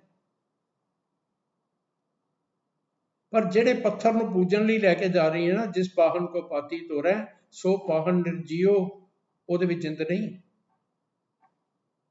ਤੋ ਇੱਕ ਪੱਥਰ ਨੂੰ ਪੂਜਣ ਦੇ ਵਾਸਤੇ ਇੱਕ ਜਿਉਂਦੀ ਜਾਗਦੀ ਪੱਤੀ ਨੂੰ ਜਾਂ ਫੁੱਲ ਨੂੰ ਤੋੜ ਕੇ ਲੈ ਕੇ ਜਾ ਰਹੀ ਹੈ, ਉਹਦਾ ਕਤਲ ਕਰ ਰਹੀ ਹੈ। ਕੀ ਕਹਾਂਗੇ ਇਸ ਫਰਮਾਨ ਦੇ ਬਾਰੇ, ਇਸ ਫੈਸਲੇ ਦੇ ਬਾਰੇ ਕੀ ਦਲੀਲ ਦਿਆਂਗੇ? ਗੁਰਬਾਣੀ ਬੜੀ ਸਪਸ਼ਟ ਹੈ। ਗੁਰਬਾਣੀ ਦੇ ਵਿੱਚ ਕੋਈ ਦੂਸਰਾ ਭੁਲੇਖਾ ਨਹੀਂ, ਭੁਲੇਖੇ ਸਾਡੀ ਸੋਚ ਦੇ ਵਿੱਚ ਨੇ। ਜਿਸ ਵੇਲੇ ਅਸੀਂ ਗੁਰਬਾਣੀ ਦੇ ਆਧਾਰ ਨੂੰ ਛੱਡ ਕੇ, ਹੁਣ ਇੱਥੇ ਬੜੀ ਦਲੀਲਾਂ ਦਿੱਤੀਆਂ ਜਾਂਦੀਆਂ, ਨਹੀਂ ਜੀ ਅਸਲ ਦੇ ਵਿੱਚ ਇੱਕ ਤੰਦ ਵਾਲੇ ਜੀ ਹੁੰਦੇ ਨੇ, ਦੋ ਤੰਦਾਂ ਵਾਲੇ ਹੁੰਦੇ ਨੇ। ਭਾਈ, ਜਿਸ ਵੇਲੇ ਗੁਰਬਾਣੀ ਦਾ ਫੈਸਲਾ ਕਿ ਸਾਰਿਆਂ ਦੇ ਵਿੱਚ ਜਾਨ ਹੈ, ਇੱਥੋਂ ਤੱਕ ਕਹਿਤਾ ਕਿ ਜਿਹੜਾ ਅੰਨ ਖਾ ਰਿਹਾ ਹੈ, ਜੇਤੇ ਦਾਣੇ ਅੰਨ ਕੇ ਜੀਆਂ ਬਾਝ ਨਾ ਕੋਏ, ਫਿਰ ਉਹਦੇ ਬਾਅਦ ਕਾਹਦਾ ਭੁਲੇਖਾ ਰਹਿ ਗਿਆ? ਉਹਦੇ ਬਾਅਦ ਵੀ ਅਗਰ ਅਸੀਂ ਕੋਈ ਭਰਮ ਜਾਲ ਕਰ ਰਹੇ ਹਾਂ ਤਾਂ ਸਾਡੀ ਮਾਨਸਿਕਤਾ ਦੇ ਵਿੱਚ ਵੜਿਆ ਹੋਇਆ, ਫਿਰ ਤਾਂ ਸਿਰਫ ਇਹ ਹੈ ਕਿ ਅਸੀਂ ਉਹਦੇ ਵਿੱਚੋਂ ਨਿਕਲਣਾ ਹੀ ਨਹੀਂ ਚਾਹੁੰਦੇ ਕਿਸੇ ਤਰ੍ਹਾਂ ਵੀ, ਇਸ ਕਰਕੇ ਉਹ ਕਰ ਰਹੇ ਹਾਂ, ਹੋਰ ਕੁਛ ਨਹੀਂ ਉਹਦੇ ਵਿੱਚ।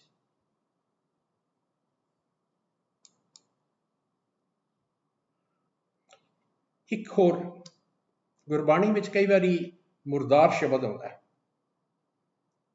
ਤੇ ਕਿਹਾ ਜਾਂਦਾ, ਦੇਖੋ ਜੀ ਮੁਰਦਾਰ ਦੀ ਗੱਲ ਕੀਤੀ ਜਾ ਰਹੀ, ਮੁਰਦਾਰ ਖਾਣ ਨੂੰ ਤੇ ਗੁਰਬਾਣੀ ਮਨਾ ਕਰਦੀ ਹੈ।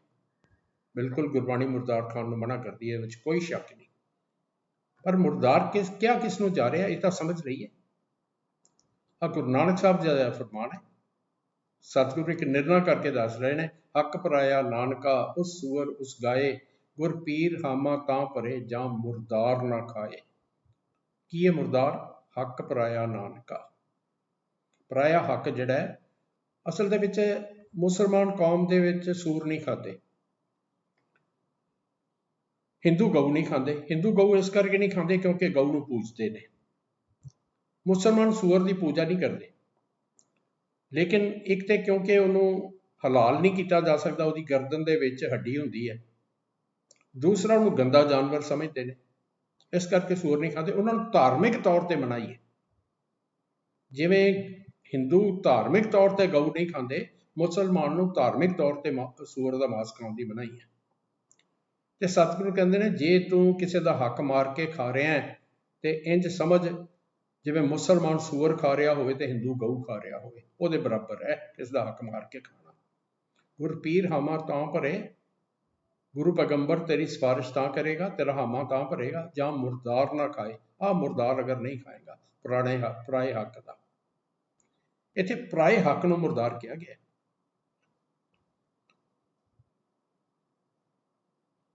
ਹੋਰ ਇੱਕ ਫਰਮਾਨ ਲੈ ਲਈਏ, ਇਹ ਵੀ ਗੁਰੂ ਨਾਨਕ ਸਾਹਿਬ ਜੀ ਦਾ ਹੀ ਹੈ। ਲੱਭ ਕੁੱਤਾ ਕੂੜ ਚੂੜਾ, ਠੱਗ ਖਾਦਾ ਮੁਰਦਾਰ, ਪਰ ਨਿੰਦਾ ਪਰ ਮਲ ਮੁਖ ਸੁਧੀ, ਅਗਨ ਕ੍ਰੋਧ ਚੰਡਾਲ, ਰਸ ਕਸ ਆਪ ਸਲਾਹਣਾ, ਇਹ ਕਰਮ ਮੇਰੇ ਕਰਤਾਰ। हे ਅਕਾਲ ਪੁਰਖ ਜੀ, हे ਮੇਰੇ ਕਰਤਾਰ ਜੀ, ਮੇਰੇ ਤੇ ਆ ਕਰਮ ਜੇ।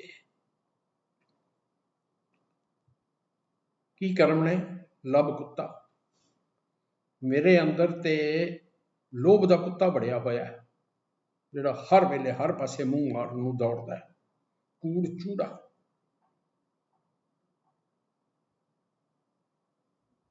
ਇੱਥੇ ਕਿਸੇ ਦਾ ਅਪਮਾਨ ਕਰਨ ਲਈ ਚੂੜਾ ਲਫ਼ਜ਼ ਨਹੀਂ ਵਰਤਿਆ ਗਿਆ।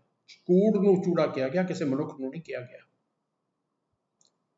ਕਿ ਜਿਹੜਾ ਝੂਠ ਤੇਰੇ ਅੰਦਰ ਵੜਿਆ ਹੋਇਆ ਨਾ, ਉਹ ਝੂਠ ਬੋਲ ਕੇ ਲੋਕਾਂ ਨੂੰ ਠੱਗਣਾ ਚਾਹੁੰਦਾ ਹੈ, ਉਹ ਚੂੜਾ ਜਿਹੜਾ ਤੇਰੇ ਅੰਦਰ ਵੜਿਆ ਹੋਇਆ ਹੈ। ਠੱਗ ਖਾਦਾ ਮੁਰਦਾਰ, ਲੋਕਾਂ ਨੂੰ ਠੱਗ ਕੇ ਜੋ ਕੁਝ ਖਾਣਾ ਨਾ, ਇਹ ਮੁਰਦਾਰ ਹੈ। ਜੋ ਠੱਗੀ ਕਰਕੇ ਖਾ ਰਹੇ ਆ ਉਹ ਮੁਰਦਾਰ ਹੈ। ਪਰ ਨਿੰਦਾ ਪਰ ਮਲ, ਪਰਾਈ ਨਿੰਦਾ ਕਰਨੀ ਜਿਹੜੀ ਹੈ, ਇਹ ਪਰਾਈ ਮੈਲ ਲੱਗੀ ਹੋਈ ਹੈ। ਮੁਖ ਸੁੱਧੀ,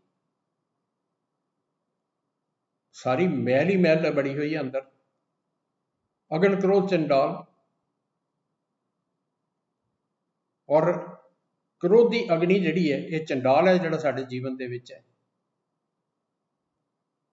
ਇਹ ਸਭ ਕੁਝ ਹੋਣ ਦੇ ਬਾਵਜੂਦ ਆਪਣੀ ਤਾਰੀਫ ਕਰਨੇ ਆ। ਰਸ ਕਸ ਆਪ ਸਲਾਹਣਾ,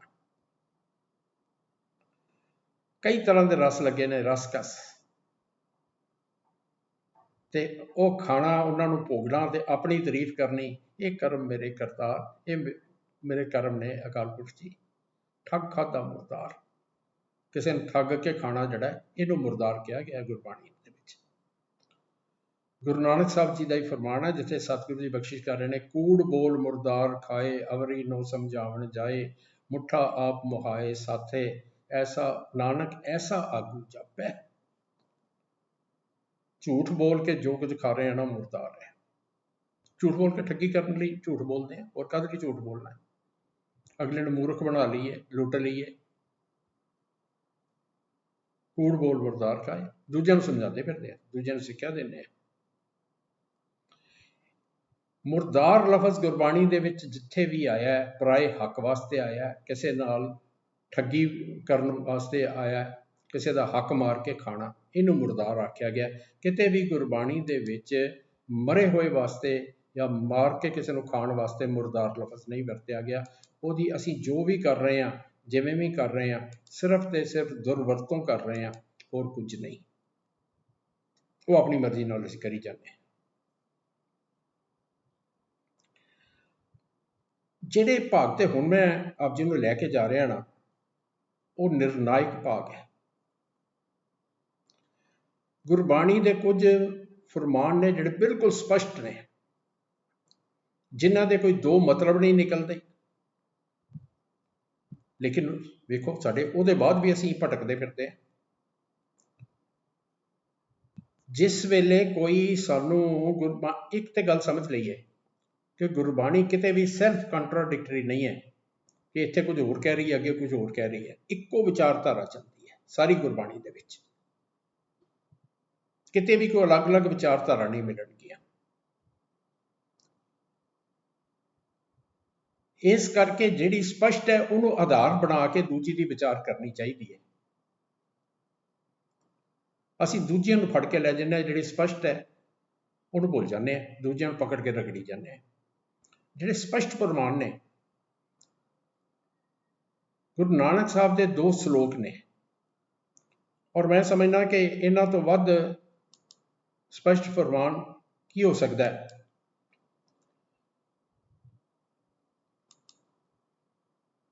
ਪਹਿਲਾ ਸ਼ਲੋਕ ਹੈ ਗੁਰੂ ਗ੍ਰੰਥ ਸਾਹਿਬ ਜੀ ਦੇ ਪੰਨਾ 1279 ਤੇ, ਜਿੱਥੇ ਸਤਿਗੁਰੂ ਜੀ ਬਖਸ਼ਿਸ਼ ਕਹਿੰਦੇ ਨੇ, ਪਹਿਲਾ ਮਾਸੋਂ ਨਿਮਿਆ ਮਾਸੈ ਅੰਦਰ ਵਾਸ, ਜੀਉ ਪਾਏ ਮਾਸ ਮੂੰਹ ਮਿਲਿਆ, ਹੱਡ ਚੰਮ ਤਨ ਮਾਸ, ਮਾਸੋਂ ਬਾਹਰ ਕੱਢਿਆ ਮਮਾ ਮਾਸ ਗਿਰਾਸ, ਮੂੰਹ ਮਾਸੇ ਕਾ ਜੀਭ ਮਾਸੇ ਕੀ, ਮਾਸੈ ਅੰਦਰ ਸਾਸ, ਵੱਡਾ ਹੋਆ ਵਿਆਹਿਆ, ਘਰ ਲੈ ਆਇਆ ਮਾਸ, ਮਾਸੋਂ ਹੀ ਮਾਸ ਉਪਜੈ, ਮਸੋਂ ਸਭੋ ਸਾਖ, ਸਤਿਗੁਰ ਮਿਲਿਆ ਹੁਕਮ ਬੂਝੀਐ, ਤਾਂ ਕੋ ਆਵੈ ਰਾਸ, ਆਪ ਛੁਟੈ ਨਹਿ ਛੁਟੀਐ, ਨਾਨਕ ਬਚਨ ਬਿਨਾਸ। ਸਤਿਗੁਰੂ ਨੇ ਇੱਕ ਸੰਬੰਧ ਸਾਡਾ ਕੀ ਹੈ ਮਾਸ ਨਾਲ ਇੱਥੇ ਉਹ ਦੱਸਦਾ। ਪਹਿਲਾਂ ਤਾਂ ਤੇਰਾ ਮਾਸ ਨਾਲ ਸੰਬੰਧ ਕੀ ਹੈ? ਮਾਸ ਦੇ ਅੰਦਰ ਤੂੰ ਪੈਦਾ ਹੋਇਆ, ਪਲਿਆ, ਪਹਿਲਾਂ ਮਾਸੋਂ ਨਿਮਿਆ, ਫਿਰ ਮਾਸ ਦੇ ਅੰਦਰ ਹੀ ਪਲਿਆ, ਮਾਸੇ ਅੰਦਰ ਵਾਸ, ਉਹ ਮਾਸ ਦੇ ਅੰਦਰ ਹੀ ਰਿਹਾ, ਮਾਂ ਦੇ ਪੇਟ ਦੇ ਵਿੱਚ। ਜਦੋਂ ਤੇਰਾ ਜਨਮ ਹੋਇਆ ਤਾਂ ਸਭ ਤੋਂ ਪਹਿਲਾਂ ਤੈਨੂੰ ਕੀ ਜਿੰਦ ਮਿਲੀ? ਜਨਮ ਹੋਣ ਤੋਂ ਵੀ ਪਹਿਲਾਂ ਜਦੋਂ ਤੈਨੂੰ ਜਿੰਦ ਮਿਲੀ, ਜਿਉ ਪਾਏ ਮਾਸ ਮੂੰਹ ਮਿਲਿਆ, ਤਾਂ ਮਾਸ, ਹੱਡ ਚੰਮ ਤਨ ਮਾਸ, ਮੂੰਹ ਦੇ ਵਿੱਚ ਜੀਭ ਮਾਸ ਦੀ ਆਈ। ਜਿਸਨੇ ਮਾਸ ਤੋਂ ਬਾਹਰ ਕੱਢਿਆ, ਮਾਸੋਂ ਬਾਹਰ ਕੱਢਿਆ, ਮਮਾ ਮਾਸ ਗਿਰਾਸ, ਮਾਂ ਦਾ ਦੁੱਧ ਮਿਲਿਆ ਪੀਣ ਵਾਸਤੇ, ਉਹ ਵੀ ਮਾਸ ਮੂੰਹ ਦੇ ਵਿੱਚ ਆਇਆ। ਮੂੰਹ ਮਾਸੇ ਕਾ ਜੀਭ ਮਾਸੇ ਕੀ, ਮਾਸੇ ਅੰਦਰ ਸਾਸ, ਮੂੰਹ ਵੀ ਮਾਸ ਦਾ, ਜੀਭ ਵੀ ਮਾਸ ਦੀ, ਉਹਦੇ ਅੰਦਰ ਹੀ ਸਾਸ ਚੱਲਦੇ ਪਏ ਨੇ।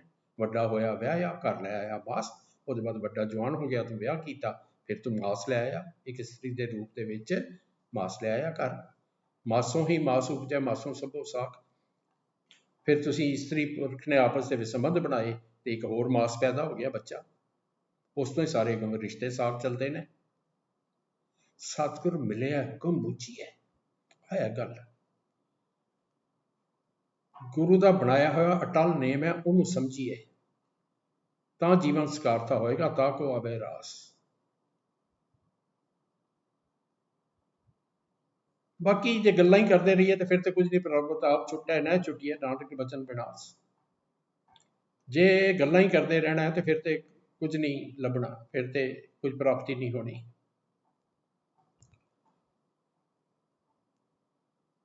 ਦੂਸਰਾ ਜਿਹੜਾ ਸ਼ਲੋਕ ਹੈ, ਉੱਥੇ ਸਤਿਗੁਰੂ ਨੇ ਇਸ ਮਸਲੇ ਦਾ, ਇਸ ਮੁੱਦੇ ਦਾ ਕਿ ਮਾਸ ਖਾਣਾ ਹੈ ਕਿ ਨਹੀਂ ਖਾਣਾ, ਸਪਸ਼ਟ ਨਿਰਣਾ ਕਰਕੇ ਦੱਸਦਾ ਹੈ। ਮਾਸ ਕਰ ਮੂਰਖ ਝਗੜੇ, ਗਿਆਨ ਧਿਆਨ ਨਹੀਂ ਜਾਣੈ, ਕੌਣ ਮਾਸ ਕੌਣ ਸਾਗ ਕਹਾਵੈ, ਕਿਸਮੈ ਪਾਪ ਸਮਾਣੇ, ਗੈਂਡਾ ਮਾਰ ਹੋਮ ਜਗ ਕੀਏ, ਦੇਵਤਿਆਂ ਕੀ ਬਾਣੇ, ਮਾਸ ਛੋੜ ਬੈਸ ਨੱਕ ਪਕੜੈ, ਰਾਤੀ ਮਾਨਸ ਖਾਣੇ, ਫੜ ਕਰ ਲੋਕਾਂ ਨੂੰ ਦਿਖਲਾਵੈ, ਗਿਆਨ ਧਿਆਨ ਨਹੀਂ ਸੂਝੈ, ਨਾਨਕ ਅੰਧੇ ਸਿਉ ਕਿਆ ਕਹੀਐ, ਕਹੈ ਨ ਕਹਿਆ ਬੂਝੈ। ਸਭ ਤੋਂ ਪਹਿਲੀ ਗੱਲ ਤੇ ਮਾਸ ਕਰ ਮੂਰਖ ਝਗੜਾ, ਗਿਆਨ ਧਿਆਨ ਨਹੀਂ ਜਾਣੈ। ਜਿਹੜੇ ਇਸ ਵਿਵਾਦ ਨੂੰ ਕਰਨ ਵਾਲੇ ਨੇ ਉਹਨਾਂ ਨੂੰ ਸਤਿਗੁਰੂ ਜੀ ਮੂਰਖ ਕਹਿ ਰਹੇ ਨੇ। ਔਰ ਕਿਉਂ ਵਿਵਾਦ ਕਰ ਰਹੇ ਨੇ? ਕਿਉਂਕਿ ਗਿਆਨ ਧਿਆਨ ਨਹੀਂ ਜਾਣੈ, ਗੁਰਬਾਣੀ ਦਾ ਗਿਆਨ ਨਹੀਂ, ਆਪਣੇ ਭਾਵਨਾਵਾਂ ਦੇ ਨਾਲ ਗੱਲਾਂ ਕਰ ਰਹੇ ਨੇ, ਔਰ ਮੂਰਖ ਇਸੇ ਕਰਕੇ ਮੂਰਖ ਕਹਿ ਰਹੇ ਨੇ ਸਤਿਗੁਰੂ। ਹੁਣ ਇਸ ਤੋਂ ਸਪਸ਼ਟ ਫੈਸਲਾ ਕੀ ਹੋਏਗਾ? ਕੌਣ ਮਾਸ ਕੌਣ ਸਾਗ ਕਹਾਵੈ, ਕਿਸਮੈ ਪਾਪ ਸਮਾਣੈ। ਤੂੰ ਮਾਸ ਖਾਧਾ ਜਾਂ ਸਾਗ ਖਾਧਾ, ਦੋਵੇਂ ਜੀਵ ਨੇ, ਤੇ ਕਿਹਦੇ ਵਿੱਚ ਪਾਪ ਹੈ? ਕਿਸਮੈ ਪਾਪ ਸਮਾਣੈ, ਕਿਹਦੇ ਵਿੱਚ ਪਾਪ ਵੜਿਆ ਪਿਆ? ਦੇਵਤਿਆਂ ਨੂੰ ਖੁਸ਼ ਕਰਨ ਵਾਸਤੇ ਤਾਂ ਜਾਨਵਰਾਂ ਦੀਆਂ ਬਲੀਆਂ ਦੇਣਾ ਹੈ। ਗੈਂਡਾ ਮਾਰ ਹੋਮ ਜਗ ਕੀਐ, ਦੇਵਤਿਆਂ ਕੀ ਬਾਣੇ। ਤੁਹਾਡੇ ਦੇਵਤੇ ਤਾਂ ਪ੍ਰਸੰਨ ਹੁੰਦੇ ਨੇ ਜਿਸ ਵੇਲੇ ਉਹਨਾਂ ਨੂੰ ਜੀਵ ਦੀ ਬਲੀ ਦਿੱਤੀ ਜਾਂਦੀ ਹੈ, ਉਹਨਾਂ ਦਾ ਮਾਸ ਖਾ ਕੇ ਪ੍ਰਸੰਨ ਹੁੰਦੇ ਨੇ। ਗੈਂਡਾ ਮਾਰ ਹੋਮ ਜਗ ਕੀਐ, ਦੇਵਤਿਆਂ ਕੀ ਬਾਣੇ, ਦੇਵਤਿਆਂ ਨੂੰ ਪ੍ਰਸੰਨ ਕਰਨ ਲਈ। ਤੇ ਪੰਡਤ ਲੋਕਾਂ ਨੂੰ ਸਿੱਖਿਆ ਦੇਣ ਵਾਲੇ ਕਿ ਮਾਸ ਨਹੀਂ ਖਾਣਾ, ਮਾਸ ਛੋੜ ਬੈਸ ਨੱਕ ਪਕੜੈ, ਰਾਤੀ ਮਾਨਸ ਖਾਣੇ। ਤੁਹਾਡੇ ਦੇਵਤੇ ਤੇ ਮਾਸ ਖਾ ਕੇ ਪ੍ਰਸੰਨ ਹੁੰਦੇ ਨੇ, ਉਹਨਾਂ ਨੂੰ ਤੇ ਬਲੀਆਂ ਦਿੰਦੇ ਹੋ, ਉਹਨਾਂ ਦੇ ਨਾਂ ਤੇ ਬਲੀਆਂ ਦੇ ਕੇ ਖਾ ਆਪ ਜਾਂਦੇ ਹੋ। ਉਂਝ ਮਾਸ ਦੀ ਗੱਲ ਕਰੋ ਤੇ ਨੱਕ ਫੜ ਲੈਂਦੇ ਹੋ, ਬਦਬੂ ਆ ਰਹੀ ਹੈ, ਰਾਤੀ ਮਾਨਸ ਖਾਣੇ। ਤੇ ਲੁੱਕ ਕੇ ਇਹ ਵਿਉਂਤਾ ਬਣਾਉਂਦੇ ਹੋ ਕਿ ਲੋਕਾਂ ਨੂੰ ਕਿਵੇਂ ਲੁੱਟਣਾ, ਲੋਕਾਂ ਦਾ ਲਹੂ ਕਿਵੇਂ ਪੀਣਾ ਹੈ। ਫੜ ਕਰ ਲੋਕਾਂ ਨੂੰ ਦਿਖਲਾਵਾਂ, ਗਿਆਨ ਧਿਆਨ ਨਹੀਂ ਸੂਝੈ। ਗੱਲਾਂ ਕਰ ਕਰਕੇ, ਭਾਵਕ ਗੱਲਾਂ ਕਰ ਕਰਕੇ, ਇਹੋ ਜਿਹੇ ਪਖੰਡ ਕਰ ਕਰਕੇ ਲੋਕਾਂ ਨੂੰ ਵਿਖਾਵਾ ਕਰ ਰਹੇ ਹੋ ਕਿ ਅਸੀਂ ਬੜੇ ਧਰਮੀ ਹਾਂ। ਤੁਹਾਡੇ ਕੋਲ ਧਰਮ ਹੀ ਇਹ ਰਹਿ ਗਿਆ, ਹੋਰ ਤਾਂ ਤੁਹਾਨੂੰ ਧਰਮ ਦੀ ਸਮਝ ਕੋਈ ਨਹੀਂ। ਬੜੀ ਇੰਟਰਸਟਿੰਗ ਗੱਲ ਹੈ। ਇੱਕ ਕੋਈ ਵੀਰ ਮਾਸ ਨਾ ਖਾਣ ਵਾਲੇ ਸਨ, ਗੁਰਸਿੱਖ ਵੀਰ ਸਨ ਵੈਸੇ, ਤੇ ਉਹਨਾਂ ਨਾਲ ਗੱਲ ਹੋ ਰਹੀ ਸੀ। ਕਹਿੰਦੇ ਜੀ ਅਸਲ ਦੇ ਵਿੱਚ ਇਹ ਸ਼ਬਦ ਤੇ ਜਿਹੜਾ ਨਾ ਸਤਿਗੁਰੂ ਨੇ ਪੰਡਤਾਂ ਨੂੰ ਜਿਹੜੇ ਮਾਸ ਦੇ ਨਾਂ ਤੋਂ ਹੀ ਨਫ਼ਰਤ ਕਰਨ ਲੱਗ ਪੈਂਦੇ ਸਨ, ਉਹਨਾਂ ਨੂੰ ਸਮਝਾਉਣ ਦੇ ਵਾਸਤੇ ਉਚਾਰਨ ਕੀਤਾ। ਮੈਨੂੰ ਬੜਾ ਹਾਸਾ ਆਇਆ ਵੀ ਸਤਿਗੁਰੂ ਨੇ ਉਹਨਾਂ ਨੂੰ ਸਮਝਾਉਣ ਲਈ ਉਚਾਰਨ ਕੀਤਾ ਵੀ ਪੰਡਤੋ ਤੁਸੀਂ ਸਮਝ ਜਾਓ, ਤੇ ਸਿੱਖਾਂ ਨੂੰ ਕਿਹਾ ਵੀ ਤੁਸੀਂ ਇਸ ਭਰਮ ਨੂੰ ਪਾਲ ਲਓ। ਪਰ ਥਾਏ ਸਾਖੀ ਮਹਾਂਪੁਰਖ ਬੋਲਦੇ, ਸਾਂਝੀ ਸਗਲ ਜਾਨ ਨੇ। ਸਾਰਿਆਂ ਵਾਸਤੇ ਆ ਵਿਚਾਰ। ਸਤਿਗੁਰੂ ਤੇ ਐਸੀ ਭਰਮ ਕਰਨ ਵਾਲਿਆਂ ਨੂੰ ਅੰਨਾ ਕਹਿ ਰਹੇ, ਨਾਨਕ ਅੰਧੇ ਸਿਉ ਕਿਆ ਕਹੀਆ, ਕਹੇ ਨਾ ਕਹੇ ਬੂਝੈ।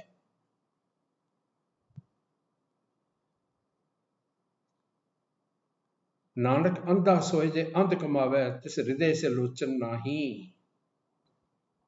ਅੰਨਾ ਉਹ ਨਹੀਂ ਜਿਹਦੀਆਂ ਅੱਖਾਂ ਨਹੀਂ ਹੈ। ਅੰਧੇ ਸੇ ਨਾ ਆਖੀਏ, ਜਿਸ ਮੁਖ ਲੋਇਨ ਨਾਹੇ, ਅੰਧੇ ਸਹੀ ਨਾਨਕਾ ਖਸਮੋ ਕੁੱਥੇ ਜਾਏ। ਅੰਧੇ ਇਹ ਨਾ ਆਖੀਏ ਜਿਨ ਮੁਖ ਲੋਇਨ ਨਾਹੇ, ਉਹਨਾਂ ਜਿਹਨਾਂ ਦੀਆਂ ਅੱਖਾਂ ਨਹੀਂ ਉਹਨਾਂ ਨੂੰ ਅੰਨੇ ਨਹੀਂ ਕਹੋ। ਅੰਨੇ ਤੇ ਉਹਨੇ ਜਿਹੜੇ ਪਰਮਾਤਮਾ ਨੂੰ ਜਿਨ੍ਹਾਂ ਨੇ ਵਿਸਾਰਿਆ ਹੋਇਆ। ਇੱਥੇ ਸਤਿਗੁਰੂ ਇਹੀ ਕਹਿ ਰਹੇ ਨਾ, ਅੰਧਾ ਸੋਏ ਜੇ ਅੰਧ ਕਮਾਵੇ, ਜਿਹੜਾ ਅੰਨਿਆਂ ਵਾਲੇ ਕਰਮ ਕਰ ਰਿਹਾ। ਮਨ ਦੀਆਂ ਅੱਖਾਂ ਨਹੀਂ ਖੁੱਲੀਆਂ ਤੇ ਹਿਰਦੇ ਸੇ ਲੋਚਨ ਨਾ ਹੀ, ਹਿਰਦੇ ਦੀਆਂ ਅੱਖਾਂ ਨਹੀਂ ਖੁੱਲੀਆਂ। ਹੁਣ ਕਿਸ ਗੱਲ ਲਈ ਕਹਿ ਰਹੇ ਨੇ, ਕਿਉਂ ਕਹਿ ਰਹੇ ਨੇ ਕਿ ਹਿਰਦੇ ਦੀਆਂ ਅੱਖਾਂ ਨਹੀਂ ਖੁੱਲੀਆਂ? ਅੰਨਾ ਮਾਤ ਪਿਤਾ ਕੀ ਰਕਤ ਨਿਪੰਨੈ, ਮੱਛੀ ਮਾਸ ਨਾ ਖਾਹੀ। ਮਾਤਾ ਪਿਤਾ ਦੇ ਲਹੂ ਦੇ ਨਾਲ ਪਲਿਆ ਬਣਿਆ ਤੇ ਅੱਜ ਮੱਛੀ ਮਾਸ ਖਾਣ ਤੋਂ ਡਰ ਲੱਗਦਾ, ਉਹਦੇ ਵਾਸਤੇ ਵਿਵਾਦ ਖੜਾ ਕਰਕੇ ਬੈਠਾ। ਹੁਣ ਇੱਥੇ ਵੀ ਕਰਨ ਵਾਲੇ ਇਹਦੀ ਵਿਆਖਿਆ ਕਰ ਦਿੰਦੇ ਨੇ, ਸਤਿਗੁਰੂ ਮਨਾ ਕਰ ਰਹੇ ਨੇ ਮੱਛੀ ਮਾਸ ਨਾ ਖਾਹੀ, ਮੱਛੀ ਦਾ ਮਾਸ ਨਹੀਂ ਖਾਣਾ। ਅੱਗੇ ਇੱਕ ਬੜਾ ਵਰਤਿਆ ਜਾਂਦਾ ਇੱਕ ਮਾਨ ਨੂੰ ਮੱਛੀ ਦੇ ਮਾਸ ਬਾਰੇ, ਉਹਦੀ ਉੱਥੇ ਆਪਾਂ ਵਿਚਾਰ ਕਰਾਂਗੇ।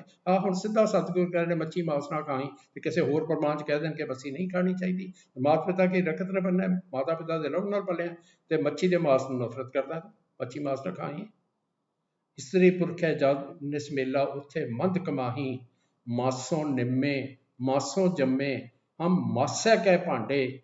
ਗਿਆਨ ਧਿਆਨ ਕਿਤ ਸੂਝੈ ਨਾਹੀ, ਚਤੁਰ ਕਹਾ ਮੈਂ ਪਾਂਡੇ। ਸਮਝ ਤੈਨੂੰ ਹੈ ਕੋਈ ਨਹੀਂ, ਆਪਣੇ ਆਪ ਨੂੰ ਬੜਾ ਸਿਆਣਾ ਸਮਝਣਾ। ਕੌਮ ਦੇ ਵਿੱਚ ਇੱਕ ਭਰਮ ਫੈਲਾਈ ਜਾ ਰਹੇ ਹੋ ਹਰ ਦਿਨ। ਇਹੀ ਤੁਹਾਡੇ ਕੋਲ ਧਰਮ ਰਹਿ ਗਿਆ, ਜਿਹੜਾ ਬਾਹਮਣ ਕੋਲ ਸੀ ਉਹੀ ਤੁਹਾਡੇ ਕੋਲ ਰਹਿ ਗਿਆ, ਉਹੀ ਭਰਮ ਫੈਲਾਈ ਜਾ ਰਹੇ ਹੋ।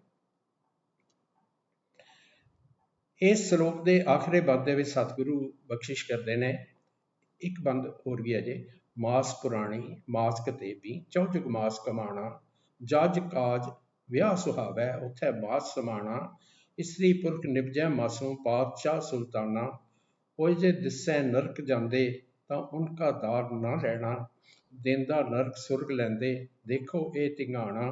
ਆਪ ਨਾ ਬੂਝੈ ਲੋਕ ਬੁਝਾਏ, ਭਾਂਡੇ ਖਰਾ ਸਿਆਣਾ। ਇਹ ਪੰਡਤ ਭਾਂਡੇ ਖਰਾ ਸਿਆਣਾ, ਇਹ ਸਿਆਣੇ ਪੰਡਤ। ਤੁਹਾਡੇ ਤੇ ਪੁਰਾਣਾਂ ਦੇ ਵਿੱਚ ਵੀ ਕਿਤਾਬ ਮਾਸ ਦੀਆਂ ਹੀ ਗੱਲਾਂ ਹੈ। ਤੁਹਾਡੇ ਸਾਰੇ ਦੇਵਤੇ ਮਾਸ ਖਾਣ ਵਾਲੇ ਨੇ, ਉਹਨਾਂ ਨੂੰ ਬਲੀਆਂ ਦਿੱਤੀਆਂ ਜਾਂਦੀਆਂ ਨੇ। ਮਾਸ ਕਤੇਬੀ ਮੁਸਲਮਾਨ ਦੀ ਕੌਮ ਦੇ ਧਾਰਮਿਕ ਗ੍ਰੰਥਾਂ ਦੇ ਵਿੱਚ ਉੱਥੇ ਵੀ ਮਾਸ ਦੀ ਗੱਲ ਹੈ। ਚੌਜੁਗ ਮਾਸ ਸਮਾਣਾ ਕਮਾਣਾ, 4 ਯੁੱਗਾਂ ਦੇ ਵਿੱਚ ਮਾਸ ਦਾ ਸਿਲਸਿਲਾ ਚੱਲਦਾ ਰਿਹਾ।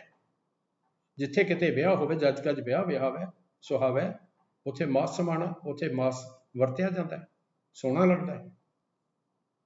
ਉਹਦੇ ਬਗੈਰ ਕੰਪਲੀਟ ਹੀ ਨਹੀਂ ਸਮਝਿਆ ਜਾਂਦਾ ਭੋਜਨ। ਇਸਤਰੀ ਪੁਰਖ ਨਿਪਜੈ ਮਾਸੋਂ, ਪਾਤਸ਼ਾਹ ਸੁਲਤਾਨਾ। ਭਾਵੇਂ ਕੋਈ ਔਰਤ ਹੈ ਭਾਵੇਂ ਕੋਈ ਮਰਦ ਹੈ, ਸਭ ਮਾਸ ਤੋਂ ਪੈਦਾ ਹੋਏ ਨੇ।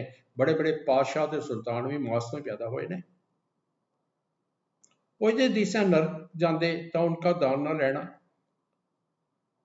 ਉਹ ਮਾਸ ਦੇ ਬਣੇ ਹੋਣ ਕਰਕੇ ਜਾਂ ਮਾਸ ਖਾਣ ਕਰਕੇ ਜੇ ਨਰਕਾਂ ਨੂੰ ਜਾਣਗੇ, ਤੇ ਪੰਡਤ ਉਹਨਾਂ ਦਾ ਦਾਨ ਲੈ ਲੈਣਾ। ਜਿਹੜੇ ਦਾਨ ਦੇਣ ਵਾਲੇ ਨੇ ਉਹ ਤੇ ਨਰਕਾਂ ਨੂੰ ਜਾਣਗੇ, ਤੇ ਤੂੰ ਦਾਨ ਲੈਣ ਵਾਲਾ ਸੁਰਗਾਂ ਨੂੰ ਜਾਏਗਾ। ਦਿੰਦੇ ਨਰਕ ਸੁਰਗ ਲੈਂਦੇ, ਫਿਰ ਤਾਂ ਉਹਨਾਂ ਦਾ ਦਾਨ ਵੀ ਨਹੀਂ ਲੈਣਾ ਚਾਹੀਦਾ ਤੈਨੂੰ। ਦੇਖੋ ਇਹ ਗਾਣਾ, ਆਪ ਨਾ ਬੂਝਿਆ ਲੋਕ ਬੁਝਾਏ। ਲੋਕਾਂ ਨੂੰ ਸਮਝਾ ਰਿਹਾ, ਆਪ ਸਮਝ ਨਹੀਂ। ਭਾਂਡੇ ਖਰਾ ਸਿਆਣਾ, ਆਪਣੇ ਆਪ ਨੂੰ ਬੜਾ ਸਿਆਣਾ ਸਮਝਦਾ ਹੈ। ਪਾਂਡੇ ਤੂੰ ਜਾਣੇ ਹੀ ਨਾਹੀ, ਕਿੱਥੋਂ ਮਾਸ ਪੰਨਾ। ਇਹ ਪਾਂਡੇ ਤੈਨੂੰ ਤੇ ਪਤਾ ਹੀ ਨਹੀਂ ਮਾਸ ਪੈਦਾ ਕਿੱਥੋਂ ਹੋਇਆ। ਤੈਨੂੰ ਇਹ ਨਹੀਂ ਸਮਝ ਹੀ ਕੋਈ ਨਹੀਂ।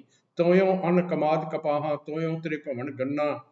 ਪਾਣੀ ਤੋਂ ਹੀ ਅੰਨ ਪੈਦਾ ਹੁੰਦਾ ਹੈ, ਪਾਣੀ ਤੋਂ ਕਮਾਦ ਪੈਦਾ ਹੁੰਦਾ ਹੈ, ਕਪਾਹ ਪੈਦਾ ਹੁੰਦੀ ਹੈ, ਪਾਣੀ ਤੋਂ ਹੀ ਗੰਨਾ ਪੈਦਾ ਹੁੰਦਾ ਹੈ। ਭਾਵ ਸਾਰੀ ਬਨਸਪਤੀ ਪਾਣੀ ਤੋਂ ਪੈਦਾ ਹੁੰਦੀ ਹੈ। ਤੋਇਆ ਆਖੇ ਹਉ ਬਿਦ ਬਹੁ ਬਿਦ ਹੱਛਾ, ਤੋਇ ਬਹੁਤ ਵਿਕਾਰਾ। ਇੱਥੇ ਰਸ ਛੋੜ ਹੋਵੇ ਸੰਨਿਆਸੀ, ਨਾਨਕ ਕਹੈ ਵਿਚਾਰਾ। ਆਹ ਜਿਹੜਾ ਮਾਸ ਹੈ ਨਾ, ਕਿੱਥੋਂ ਮਾਸ ਬਣਨਾ? ਪਾਣੀ ਤੋਂ ਹੀ ਮਾਸ ਬਣਿਆ, ਪਾਣੀ ਤੋਂ ਜਾਣਾ ਹੀ ਨਹੀਂ ਕਿੱਥੋਂ ਮਾਸ ਬਣਨਾ। ਜਿਸ ਪਾਣੀ ਤੋਂ ਅੰਨ ਕਮਾਦ ਕਪਾਹ ਬਾਕੀ ਸਾਰੇ ਪਦਾਰਥ ਪੈਦਾ ਹੁੰਦੇ ਨੇ, ਉਹਨਾਂ ਤੋਂ ਹੀ ਮਾਸ ਬਣਿਆ।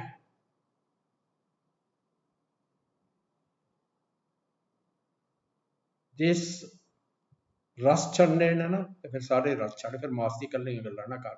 ਨਾਨਕ ਇੱਥੇ ਰਸ ਛੋੜ ਹੋਵੇ ਸੰਨਿਆਸੀ, ਨਾਨਕ ਕਹੈ ਵਿਚਾਰਾ। ਇੰਨੇ ਸਪਸ਼ਟ ਫਰਮਾਨ ਸਤਿਗੁਰੂ ਦੇ, ਉਹਦੇ ਬਾਅਦ ਵੀ ਭਰਮ ਕੌਮ ਦੇ ਵਿੱਚ ਪਿਆ ਹੋਇਆ, ਕੀ ਕਮਾਂਗੇ? ਹੁਣ ਜਿੱਥੋਂ ਮੈਂ ਇਸ ਵਿਸ਼ੇ ਦਾ ਨਾਂ ਲਿਆ, ਗੁਰੂ ਅੰਗਦ ਸਾਹਿਬ ਦਾ ਸਲੋਕ ਹੈ, ਜਿੱਥੇ ਸਤਿਗੁਰੂ ਬਖਸ਼ਿਸ਼ ਕਰਦੇ ਨੇ, ਨਾਨਕ ਚਿੰਤਾ ਮਤ ਕਰੋ, ਚਿੰਤਾ ਤਿਸ ਹੀ ਏ, ਜਲ ਮੈਂ ਜੰਤ ਪਾਇਨ ਤਿਨਾ ਵੀ ਰੋਜ਼ੀ ਦੇ। ਉੱਥੇ ਹਟ ਨਾ ਚੱਲਈ, ਨਾ ਕੋ ਕਿਰਸ ਕਰੇ, ਸੌਦਾ ਮੂਲ ਨਾ ਹੋਵਈ, ਨਾ ਕੋ ਲਏ ਨਾ ਦੇ। ਜੀਆਂ ਕਾ ਆਹਾਰ ਜੀ ਖਾਣਾ ਇਹ ਕਰੇ, ਵਿੱਚ ਉਪਾਏ ਸਾਇਰਾਂ ਤਿਨਾ ਵੀ ਸਾਰ ਕਰੇ। ਨਾਨਕ ਚਿੰਤਾ ਮਤ ਕਰੋ, ਚਿੰਤਾ ਤਿਸ ਹੀ ਏ। ਅਸਲ ਦੇ ਵਿੱਚ ਇਹ ਸ਼ਬਦ ਤੇ ਜਿਹੜਾ ਹੈ ਇਸ ਬਾਰੇ ਹੈ ਕਿ ਉਸ ਅਕਾਲ ਪੁਰਖ ਨੇ ਜਿਹਨੇ ਸਾਨੂੰ ਪੈਦਾ ਕੀਤਾ ਹੈ, ਉਹਨੂੰ ਸਾਡੀ ਸਾਰੀ ਚਿੰਤਾ ਹੈ। ਉਹਨੇ ਸਾਡਾ ਰਿਜ਼ਕ ਵੀ ਬਣਾਇਆ ਹੋਇਆ। ਜਿਹੜੇ ਵੀ ਉਹਨੇ ਪੈਦਾ ਕੀਤੇ ਨੇ, ਜਲ ਮੈਂ ਜਨ ਤੋਂ ਪਾਇਆ ਤਿੰਨਾਂ ਵੀ ਰੋਜ਼ੀ ਦੇ। ਪਾਣੀ ਵਿੱਚ ਇੰਨੇ ਜੀਵ ਪੈਦਾ ਕਰਤੇ, ਉਹਨਾਂ ਨੂੰ ਵੀ ਰੋਜ਼ੀ ਦੇ ਰਿਹਾ। ਹੁਣ ਉੱਥੇ ਕੋਈ ਦੁਕਾਨ ਤਾਂ ਚੱਲਦੀ ਨਹੀਂ, ਹੱਟ ਨਾ ਚੱਲੇ, ਨਾ ਕੋਈ ਕਿਰਸ ਕਰੇ, ਸੌਦਾ ਮੂਲ ਹੋਵੇ, ਕੋਈ ਵਪਾਰ ਨਹੀਂ ਹੁੰਦਾ, ਨਾ ਕੋਈ ਲੈ ਨਾ ਦੇ, ਕੋਈ ਹੱਟੀਆਂ ਨਹੀਂ ਖੁੱਲੀਆਂ ਹੋਈਆਂ, ਲੈਂਦਾ ਦਿੰਦਾ ਕੋਈ ਨਹੀਂ। ਫਿਰ ਕਿਵੇਂ ਚੱਲ ਰਿਹਾ ਉੱਥੇ ਜੀਵਨ? ਜੀਆਂ ਕਾ ਆਹਾਰ ਜੀ ਖਾਣਾ ਇਹ ਕਰੇ। ਇਹ ਗੱਲ ਸਮਝਣ ਵਾਲੀ ਹੈ ਕਿ ਉਸ ਅਕਾਲ ਪੁਰਖ ਨੇ ਸਾਰਾ ਇਹ ਬਾਇਓਲੋਜੀਕਲ ਸਿਸਟਮ ਬਣਾਇਆ ਹੈ, ਸਾਰਾ ਜੀਵ ਸਿਸਟਮ ਬਣਾਇਆ। ਜੀਆਂ ਕਾ ਆਹਾਰ ਜੀ ਹੈ।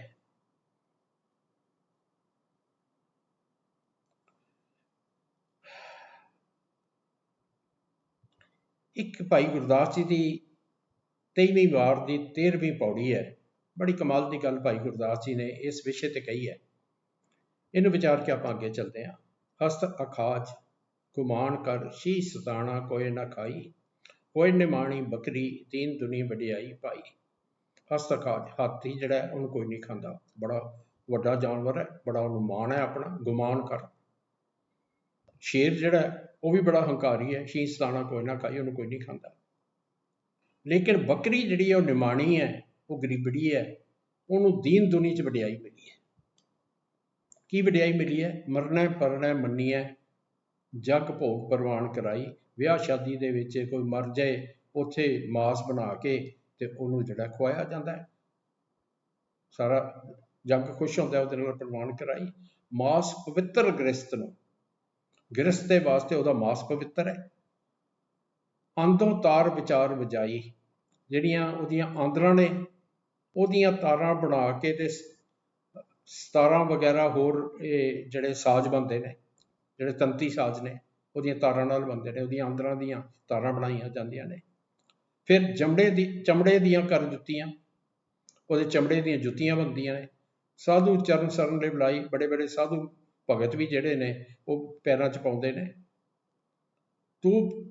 ਤੂਰ ਪਖਾਵਜ ਮੜੀ ਦੇ, ਆ ਤਬਲਾ ਤੂਰ ਪਖਾਵਜ ਆ ਸਾਰੇ ਜਿਹੜੇ ਨੇ ਉਸ ਬੱਕਰੀ ਦੇ ਸਕਿਨ ਦੇ ਨਾਲ ਇਹਨਾਂ ਦੇ ਮੜਿਆ ਜਾਂਦਾ ਹੈ। ਉਹ ਤਾਂ ਉਹੀ ਵੱਜਦਾ ਹੈ, ਸਾਧ ਸੰਗਤ ਸੁਖਦਾਈ, ਕੀਰਤਨ ਸਾਧ ਸੰਗਤ ਸੁਖਦਾਈ, ਸਾਧ ਸੰਗਤ ਸਤਿਗੁਰ ਸਰਨਾਈ। ਆ ਬੱਕਰੀ ਦੀ ਐਡੀ ਵਡਿਆਈ ਕੀਤੀ ਹੈ, ਕਿਸ ਕਰਕੇ? ਵੀ ਆਹ ਸਭ ਕੁਝ ਸਾਨੂੰ ਦੇ ਰਹੀ, ਖਾਣ ਲਈ ਮਾਸ ਦੇ ਰਹੀ ਹੈ। ਉਹਦੀਆਂ ਆਂਦਰਾਂ ਜਿਹੜੀਆਂ ਉਹਦੀਆਂ ਤਾਰਾਂ ਦੇ ਨਾਲ ਸਤਾਰਾਂ ਵਗੈਰਾ ਬਣਦੀਆਂ ਨੇ। ਉਹਦੇ ਜੁੱਤੀਆਂ, ਚਮੜੇ ਦੀਆਂ ਜੁੱਤੀਆਂ ਬਣਾ ਕੇ ਪੈਰਾਂ 'ਚ ਪਾਈਆਂ ਜਾਂਦੀਆਂ ਨੇ। ਉਹਦੇ ਚਮੜੇ ਦੇ ਨਾਲ ਹੀ ਤਬਲੇ ਆਵਾਜ਼ ਵਗੈਰਾ ਜਿਹੜੇ ਸਾਡੇ ਗੁਰਦੁਆਰਿਆਂ ਦੇ ਵਿੱਚ, ਮੰਦਰਾਂ ਦੇ ਵਿੱਚ ਹਰ ਜਗ੍ਹਾ ਦੇ ਉੱਤੇ ਵਜਾਏ ਜਾਂਦੇ ਨੇ ਸਾਜ਼ ਦੇ ਤੌਰ ਦੇ ਉੱਤੇ, ਉਹ ਮੜੀ ਦੇ ਨੇ, ਉਹਦੇ ਨਾਲ ਮੜੇ ਜਾਂਦੇ ਨੇ। ਇਸ ਤੋਂ ਸਪਸ਼ਟ ਫਰਮਾਨ ਅਸੀਂ ਹੋਰ ਕੀ ਲੱਭ ਰਹੇ ਹਾਂ, ਹੋਰ ਕੀ ਚਾਹੁੰਦੇ ਹਾਂ? ਕੀ ਇਸ ਤੋਂ ਵੱਧ ਹੋਰ ਵੀ ਕੋਈ ਸਪਸ਼ਟ ਫਰਮਾਨ ਹੋ ਸਕਦਾ ਹੈ? ਆ ਜਿਹੜੇ ਗੁਰਬਾਣੀ ਦੇ ਫਰਮਾਨ ਮੈਂ ਆਪ ਜੀ ਨਾਲ ਵਿਚਾਰੇ ਨੇ, ਇਹਨਾਂ ਦੇ ਬਾਹਰ ਕੀ ਭਰਮ ਰਹਿ ਜਾਂਦਾ ਹੈ।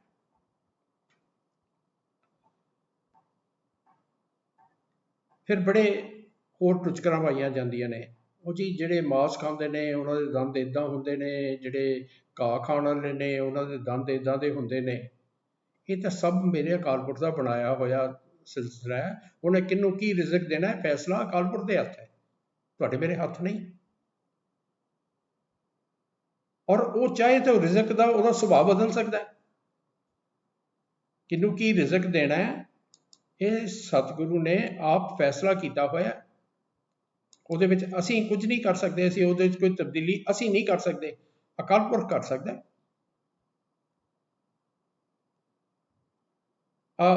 ਗੁਰੂ ਨਾਨਕ ਸਾਹਿਬ ਜੀ ਦਾ ਫਰਮਾਨ ਹੈ, ਸਤਿਗੁਰੂ ਬਖਸ਼ਿਸ਼ ਕਰਦੇ ਨੇ, ਇੱਕ ਮਾਸਾਹਾਰੀ, ਇੱਕ ਤ੍ਰਿਣ ਖਾਹੇ, ਇੱਕ ਨਚਤੀ ਅੰਮ੍ਰਿਤ ਪਾਹੇ, ਇੱਕ ਮਿੱਟੀਆਂ ਮਹਿ ਮਿੱਟੀਆਂ ਖਾਹੇ, ਇੱਕ ਪੌਣ ਸੁਮਾਰੀ ਪੌਣ ਸੁਮਾਰ, ਇੱਕ ਨਿਰੰਕਾਰੀ ਨਾਮ ਆਧਾਰ, ਜੀਵੈ ਦਾਤਾ ਮਰੈ ਨਾ ਕੋਏ, ਨਾਨਕ ਮੁਖੇ ਜਾਹੇ ਨਾਹੇ ਮਨ ਸੋਏ। ਉਹ ਤਾਂ ਬਣਾਇਆ ਹੋਇਆ ਖੇਲ ਹੈ। ਇੱਕ ਮਾਸਾਹਾਰੀ, ਕਿਸੇ ਨੂੰ ਮਾਸਾਹਾਰੀ ਬਣਾਇਆ, ਕਿਸੇ ਨੂੰ ਵੈਜੀਟੇਰੀਅਨ ਖਾਣ ਵਾਲਾ ਬਣਾਇਆ, ਇੱਕ ਤ੍ਰਿਣ ਖਾਹੇ। ਇੱਕ ਉਹ ਨੇ ਜਿਨ੍ਹਾਂ ਨੂੰ 36 ਪ੍ਰਕਾਰ ਦੇ ਭੋਜਨ ਖਾਣ ਨੂੰ ਮਿਲਦੇ ਨੇ, ਇੱਕ ਵਿਚਾਰੇ ਉਹ ਨੇ ਜਿਹੜੇ ਮਿੱਟੀ ਪੱਕ ਕੇ ਗੁਜ਼ਾਰਾ ਕਰ ਰਹੇ ਨੇ, ਇੱਕ ਮਿੱਟੀਆਂ ਖਾਹੇ। ਕੁਝ ਉਹ ਨੇ ਸਭ ਕੁਝ ਹੁੰਦੇ ਕਹਿੰਦੇ ਨੇ ਕਿ ਨਹੀਂ ਜੀ ਅਸੀਂ ਤਾਂ ਹਵਾ ਦੇ ਉੱਤੇ ਹੀ ਜੀਣਾ, ਪੌਣ ਸੁਮਾਰੀ ਪੌਣ ਸੁਮਾਰ। ਅਸੀਂ ਅਕਾਲ ਪੁਰਖ ਦੇ ਨਾਮ ਨੂੰ ਆਪਣਾ ਆਧਾਰ ਬਣਾਇਆ ਹੋਇਆ, ਹੋਰ ਕੋਈ ਭੋਜਨ ਨਹੀਂ ਚਾਹੀਦਾ।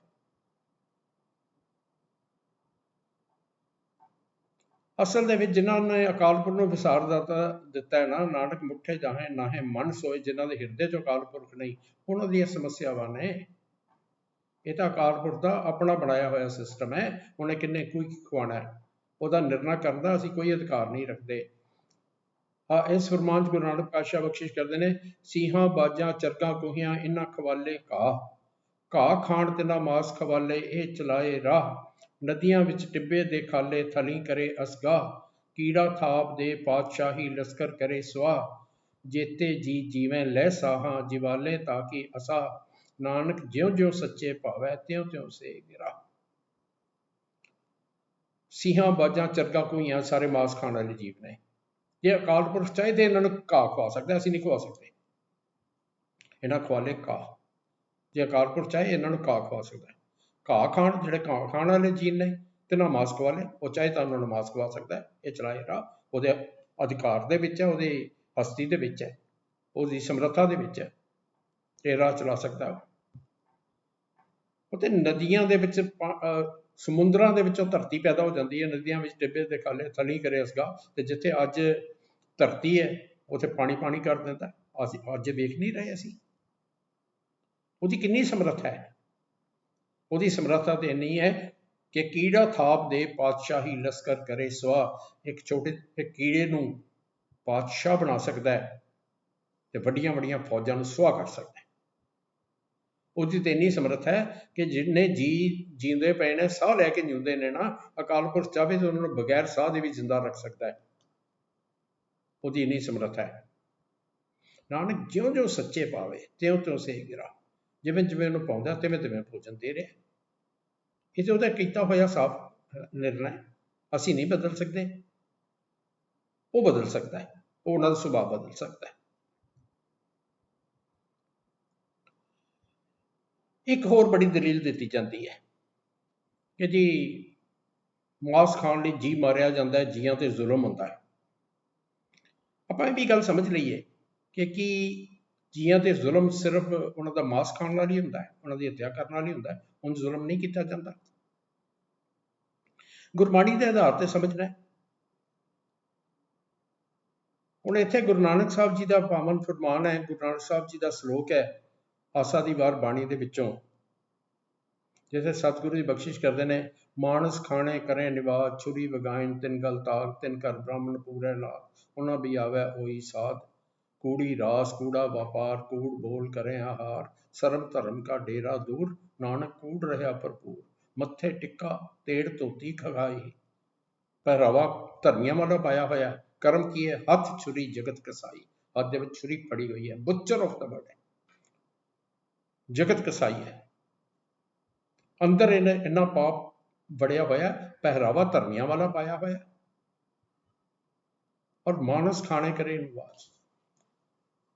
ਜਿਹੜੇ ਮਨੁੱਖਾਂ ਦਾ ਲਹੂ ਪੀਣ ਵਾਲੇ ਨੇ ਉਹ ਨਮਾਜ਼ਾਂ ਪੜ੍ਹਦੇ ਪਏ ਨੇ, ਤੇ ਜਿਨ੍ਹਾਂ ਨੇ ਗਲੇ 'ਚ ਧਾਗੇ ਪਾਏ ਹੋਏ ਨੇ, ਜਨੇਊ ਪਾਏ ਹੋਏ ਨੇ, ਛੁਰੀ ਵਗਾਇਣ ਤਿੰਨ ਗਲ ਤਾਗ। ਔਰ ਬ੍ਰਾਹਮਣ ਇਹਨਾਂ ਸਾਰਿਆਂ ਦੇ ਘਰ ਪੂਜਾ ਕਰਨ ਜਾਂਦਾ, ਤਿੰਨ ਕਰ ਬ੍ਰਾਹਮਣ ਪੂਰਾ ਨਾਥ।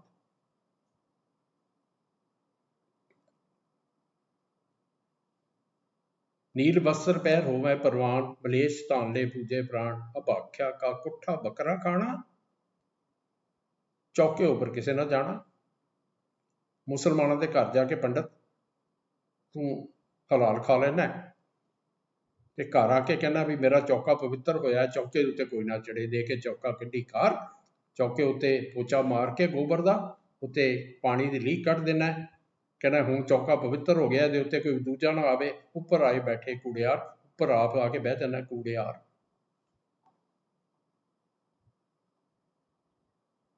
ਮਨ ਝੂਠੇ ਚੁਲੀ ਪ੍ਰੇਣ, ਮਨ ਝੂਠਾ, ਝੂਠੀਆਂ ਚੁੱਡੀਆਂ ਭਰ ਰਹੇ ਨੇ। ਔਰ ਨਾਨਕ ਸੱਚ ਤੇ ਆਈ ਹੈ, ਸੁੱਚ ਹੋਵੇ ਤਾਂ ਸੱਚ ਪਾਈਐ, ਤਾਂ ਸੁੱਚ ਹੋਏਗੀ। ਆ ਸਾਰਾ ਜ਼ੁਲਮ ਹੀ ਹੈ, ਧਰਮ ਦੇ ਨਾਂ ਤੇ ਕੀਤਾ ਜਾ ਰਿਹਾ ਜ਼ੁਲਮ ਦੀ ਗੱਲ ਹੋ ਰਹੀ ਹੈ ਨਾ। ਮਾਨਸ ਖਾਣੇ ਕਰੇ ਨਿਵਾਜ, ਚੁਰੀ ਵਗਾਣ ਤਿੰਨ ਗਲ ਤਾਗ, ਹੱਥ ਛੁਰੀ ਜਗਤ ਕਸਾਈ ਕਿਹਾ ਜਾ ਰਿਹਾ।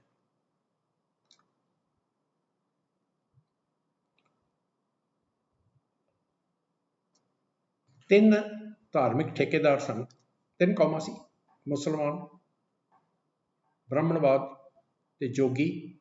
ਹੁਣ ਬ੍ਰਾਹਮਣਵਾਦ ਤੇ ਜੋਗ ਮਤ ਜਿਹੜਾ ਮਿਲ ਕੇ ਇਕੱਠਾ ਇੱਕ ਹਿੰਦੂ ਧਰਮ ਬਣ ਚੁੱਕਾ।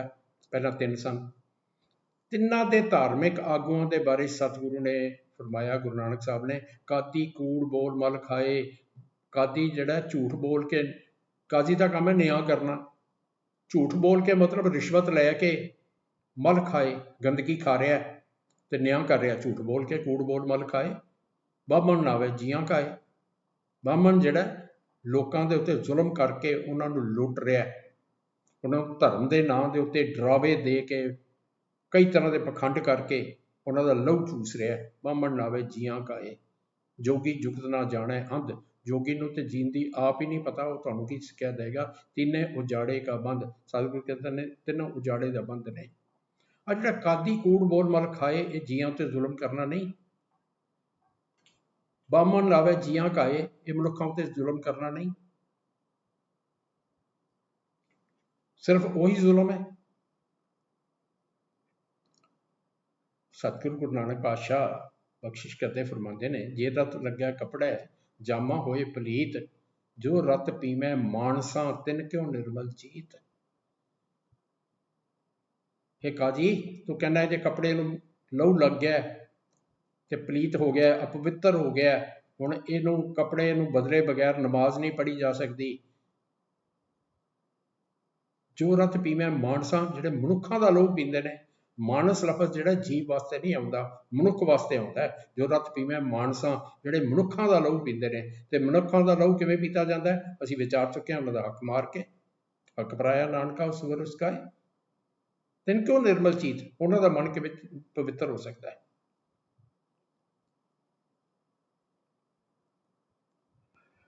ਗੁਰੂ ਨਾਨਕ ਸਾਹਿਬ ਜੀ ਫਿਰ ਬਖਸ਼ਿਸ਼ ਕਰਦੇ ਜੇ, ਕਾਜੀ ਹੋ ਕੇ ਬਹਿ ਨਿਆਏ, ਫੇਰੇ ਤਸਬੀਹ ਕਰੇ ਖੁਦਾਏ, ਵੱਡੀ ਲੈ ਕੇ ਹੱਕ ਗਵਾਏ, ਜੇ ਕੋਈ ਪੁੱਛੇ ਤਾਂ ਪੜ੍ਹ ਸੁਣਾਏ। ਕਾਜੀ ਫੈਸਲਾ ਕਰਨ ਲਈ, ਨਿਆਂ ਕਰਨ ਵਾਸਤੇ ਬੈਠਦਾ, ਹੱਥ ਵਿੱਚ ਤਸਬੀਹ ਫੜੀ ਹੋਈ ਹੈ, ਲੋਕਾਂ ਨੂੰ ਦਿਖਾ ਰਿਹਾ ਕਿ ਮੈਂ ਬੜਾ ਧਰਮੀ ਹਾਂ, ਕਰੇ ਖੁਦਾਏ, ਅੱਲਾ ਅੱਲਾ ਕਰ ਰਿਹਾ। ਕਰਮ ਕੀ ਹੈ? ਵੱਡੀ ਲੈ ਕੇ ਹੱਕ ਗਵਾਏ, ਵੱਡੀ ਲੈ ਕੇ ਉਹਨਾਂ ਦਾ ਹੱਕ ਮਾਰ ਰਿਹਾ, ਗਲਤ ਫੈਸਲਾ ਕਰ ਰਿਹਾ, ਅਨਿਆਂ ਕਰ ਰਿਹਾ। ਇਹ ਜ਼ੁਲਮ ਨਹੀਂ? ਮਨੁੱਖਾਂ ਤੇ ਜ਼ੁਲਮ ਨਹੀਂ ਹੈ? ਤੇ ਜੇ ਕੋਈ ਕਹਿੰਦਾ ਵੀ ਕਾਜੀ ਸਾਹਿਬ ਕੀ ਤੁਸੀਂ ਨਿਆਂ ਕੀਤਾ ਹੈ, ਜੇ ਕੋਈ ਪੁੱਛੇ ਤਾਂ ਪੜ੍ਹ ਸੁਣਾਏ, ਕਹਿੰਦਾ ਵੇਖ ਲਓ ਜੀ ਇਹੀ ਲਿਖਿਆ ਹੋਇਆ। ਧਰਮ ਦੇ ਨਾਂ ਦੇ ਉੱਤੇ ਜਿੰਨਾ ਜ਼ੁਲਮ ਕੀਤਾ ਜਾ ਰਿਹਾ, ਉਹਦਾ ਤਾਂ ਹਿਸਾਬ ਕਿਤਾਬ ਹੀ ਕੋਈ ਨਹੀਂ। ਤੇ ਧਰਮ ਦੇ ਨਾਂ ਦੇ ਉੱਤੇ ਹੀ ਲੋਕਾਂ ਨੂੰ ਗੁੰਮਰਾਹ ਕੀਤਾ ਜਾ ਰਿਹਾ ਕਿ ਇਹ ਬੜਾ ਪਾਪ ਹੈ ਜੀ, ਬੜਾ ਜ਼ੁਲਮ ਹੈ। ਜ਼ੁਲਮ ਕਰਨ ਵਾਲੇ ਦੂਜਿਆਂ ਨੂੰ ਇਹ ਦੱਸ ਰਹੇ ਨੇ ਕਿ ਇਹ ਜ਼ੁਲਮ ਹੈ।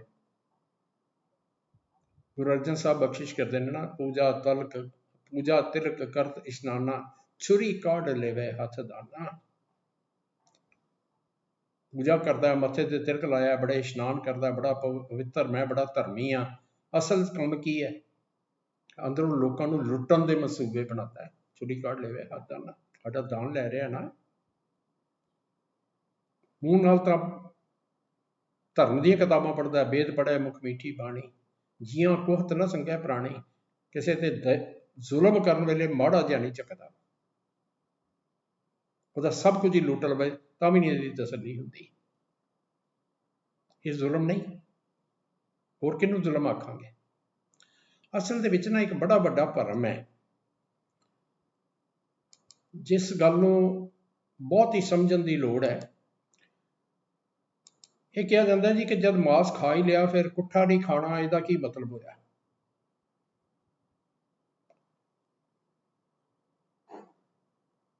असल दे विच जिस वेले असीं भोजन नूं धर्म नाल जोड़ दिता, उत्थे सतगुरु मनाही करते हैं। खाना अपना भोजन है। हुण जिवें मैं एक प्रमाण के तौर पर कहां, हिंदू कौम दे विच बलियां दित्तियां जांदियां, धर्म के नाम के उत्ते दित्तियां जांदियां। भाई तुसीं मांस खाना है खा लो, धर्म के नाम उत्ते बलियां क्यों दे रहे हो? देवतियां दा नाम विच अड़ाया होया, फलाणे देवते नूं बली देनी है। जे देवते जिन्हां नूं तुसीं पूजदे हो वो बली लिया के प्रसन्न हुंदे ने, मांस खा के प्रसन्न हुंदे ने, फिर तुहानूं की समस्या? मुसलमान कौम दे विच हलाल किया जाता है। हलाल करने का मतलब की है? बिस्मिल्ला कहा जाता है कि हे खुदा तेरे नाम के उत्ते अर्पण कर रहे हैं, इनू कुट्ठा कहते हैं। चाहे हिंदू कौम के वलों बलियां दित्तियां जा रही हैं, ਉਹਦੀ भी सतगुरु मनाही करते हैं, तो चाहे मुसलमान कौम के विच हलाल किया जा रहा है, ਉਹਦੀ भी सतगुरु मनाही करते हैं। इत्थे गल जिहड़ी है ना, वो एक कौम की नहीं, एक सिस्टम की है। ये है क्यों कुट्ठा नहीं खाना? अब बाबा कबीर जी का श्लोक है, पकड़ जियो आनिया देह बिनासी, माटी कहो बिस्मिल किया, जोत स्वरूप अनाहत लागी, कहो हलाल क्या किया। तो मुसलमान तू कहना कि हलाल करके खाना है, की हलाल किया? तू जीव फड़ के लिया, उन्होंने मारिया, उदों तो जोत तो निकल गई, मिट्टी रह गई, देह बिनासी। माटी को बिस्मिल किया, तो कह रहे हैं ना बिस्मिल्ला, खुदा जी तुहाडे नाम के उत्ते अर्पण कर रहे हैं, तो मिट्टी अर्पण कर रहे हैं उन्होंने।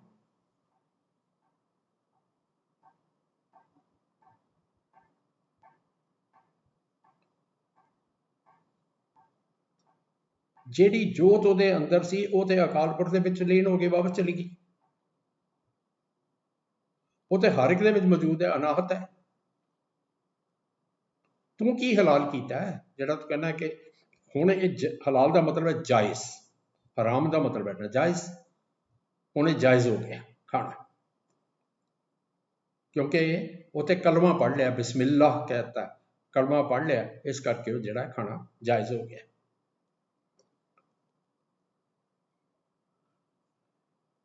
ये भी बाबा कबीर जी का ही श्लोक है। उत्थे मुसलमान कौम बारे कहा सी, इत्थे हिंदू कौम बारे कह रहे हैं बाबा कबीर जी।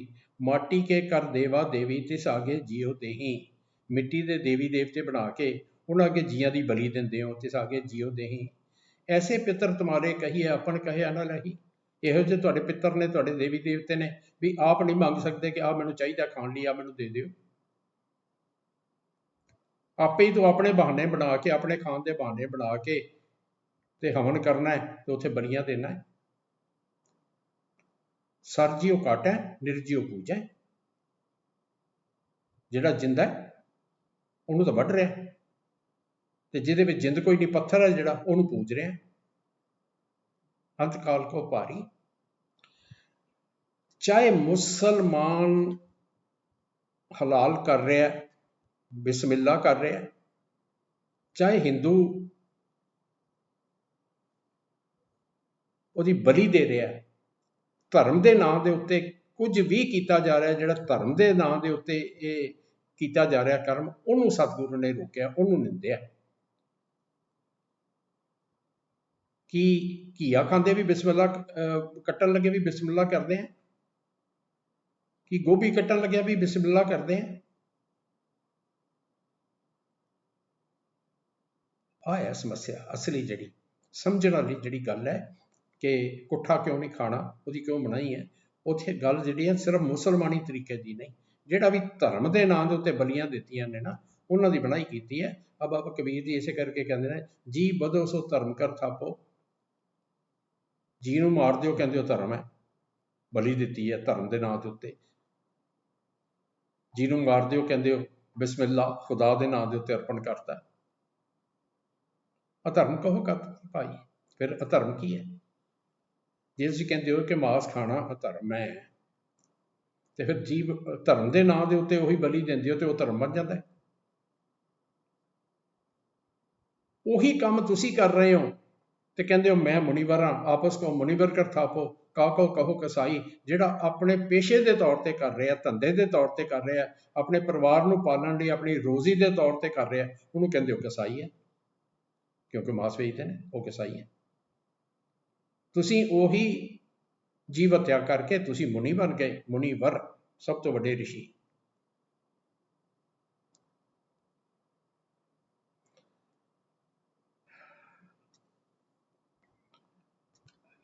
बड़ा कमाल का प्रमाण है गुरु नानक साहब का। इत्थों बड़ा कुछ इतिहासक भी पता लगता है। लख चोरियां लख जारियां लख कूड़ियां लख गाल, लख ठगियां पैनामियां रात दिन अस्सी नाल, तक कपाहो कतीए बामण वट्टे आए।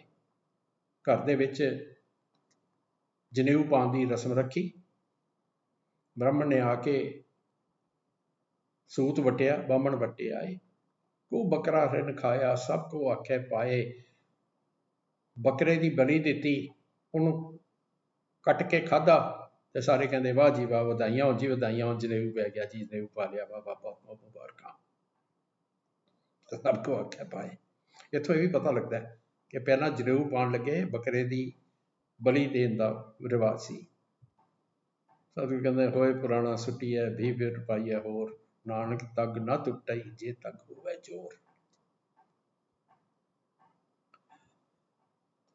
एक दलील होर दी जाती है कि जी मांस खाण दे नाल जिहड़ा है वो विकार वधदा है, काम का विकार जिहड़ा मांस खाण नाल वधदा है। खास तौर पर कहा जाता है कि काम का विकार जिहड़ा है वो मांस खाण दे नाल वधदा है।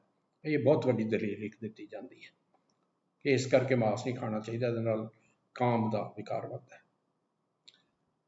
और सतगुरु को पूछिए कि की वाकई ही मांस खाण दे नाल काम का विकार वधदा है? गुरबाणी दे विचों सानूं की सिੱਖਿਆ मिलती है इहदे बारे? गुरबाणी की उपदेश दिंदी है इहदे बारे सानूं? असीं अपने वालों कुछ नहीं करना, जो कुछ सीखना गुरबाणी राहीं सीखना है। दो फरमान ने, दोनों ही हाथी बारे ने। गुरु अर्जन साहब जी का फरमान है, हौमै रोग मानक को दीना, काम रोग मैगल बस कीना। मनुख नूं दिता है हौमै का रोग, हौमै का रोग लगा होया मनुख नूं, नहीं जल्दी नहीं हौमै, जो मर्जी कर रही है, जिन्ना मर्जी अपने आप से काबू पा रही है, मैं निकलती नहीं। ते हाथी नूं दिता है काम का रोग, काम रोग मैगल बस कीना, अपने वश किया होया। किवें वश किया जाता है? एक कागज़ की या कपड़े की हाथनी बना के डूंगे टोए दे विच उहनूं रख दिंदे ने, ते काम का मारिया होया हाथी आके जिहड़ा उहदे विच छाल मार दिंदा है हाथनी दे पिछे, ते फड़िया जाता है। काम के रोग की वजह करके बस दे विच आ जाता है। काम रोग मैगल बस कीना, बस लीना। मैं सिर्फ इन्नी गल दसना चाहुंदा कि सब तो ज़्यादा कामी जिहड़ा हाथी नूं मन्निया गया, ते हाथी मांस नहीं खाता, हाथी मांस नहीं खाता। आ दूसरा प्रमाण भी गुरु अर्जन साहब का है, यह भी इसे नाल ही संबंधित है। जो दीप पतन पतंग, जो चोर हिरत निसंग, मैगलै कामै बंद। जिवें पतंगा जिहड़ा दीवे की रोशनी के उत्ते आ मरदा है, जिंदगी गवा लैंदा है। जो चोर हिरत निसंग, किते किसी का वेख लवे समान पिया होया तो चोर जिहड़ा उहदे मन दे विच एकदम चाह पैदा हो जाता है, बस फटाफट कहता हुण सारे झाके ला के वो इसे काम लग जाता भी चोरी किवें कर लवां। मैं गल है मैगलै काम है बंद। ते हाथी जिहड़ा ਉਹ ਕਾਮ ਵਾਸਨਾ ਦੇ ਨਾਲ ਜੁੜਿਆ ਹੋਇਆ। ਦੋਨੇ ਹਾਥੀ ਬਾਰੇ ਨੇ, ਪਰ ਜਿਹੜੀ ਗੱਲ ਸਮਝਣ ਵਾਲੀ ਹੈ, ਜਿਹੜਾ ਇਹ ਕਿਹਾ ਜਾਂਦਾ ਹੈ ਕਿ ਮਾਸ ਖਾਣ ਨਾਲ ਕਾਮ ਵੱਧਦਾ ਹੈ। ਹਾਥੀ ਸਭ ਤੋਂ ਜ਼ਿਆਦਾ ਕਾਮੀ ਮੰਨਿਆ ਗਿਆ ਤੇ ਹਾਥੀ ਜਿਹੜਾ ਹੈ ਉਹ ਮਾਸ ਨਹੀਂ ਖਾਂਦਾ, ਉਹ ਘਾਹ ਖਾਂਦਾ ਹੈ, ਸਿਰਫ ਘਾਹ ਖਾਂਦਾ ਹੈ। ਇੱਕ ਅਖੀਰ ਦੇ ਉੱਤੇ ਕੁਝ ਇੱਕ ਆਪਾਂ ਨਾ ਪ੍ਰਮਾਣ ਉਹ ਵੇਖਾਂਗੇ ਜਿਹੜੇ ਮਾਸ ਖਾਣ ਦੇ ਵਿਰੋਧ ਦੇ ਵਿੱਚ ਵਰਤੇ ਜਾਂਦੇ ਨੇ, ਉਹ ਵੇਖ ਕੇ ਉਹਦੇ ਨਾਲ ਆਪਾਂ ਜਿਹੜੀ ਹੈ ਵਿਸ਼ੇ ਦੀ ਸਮਾਪਤੀ ਕਰਾਂਗੇ। ਵੈਸੇ ਤੇ ਬਹੁਤ ਸਾਰੇ ਪ੍ਰਮਾਣ ਜਿਹੜੇ ਵਰਤੇ ਜਾਂਦੇ ਨੇ ਇਹਦੇ ਨਾਲ, ਉਹ ਅਸੀਂ ਵਿਚਾਰ ਵੀ ਲਏ ਨੇ। ਜਿਵੇਂ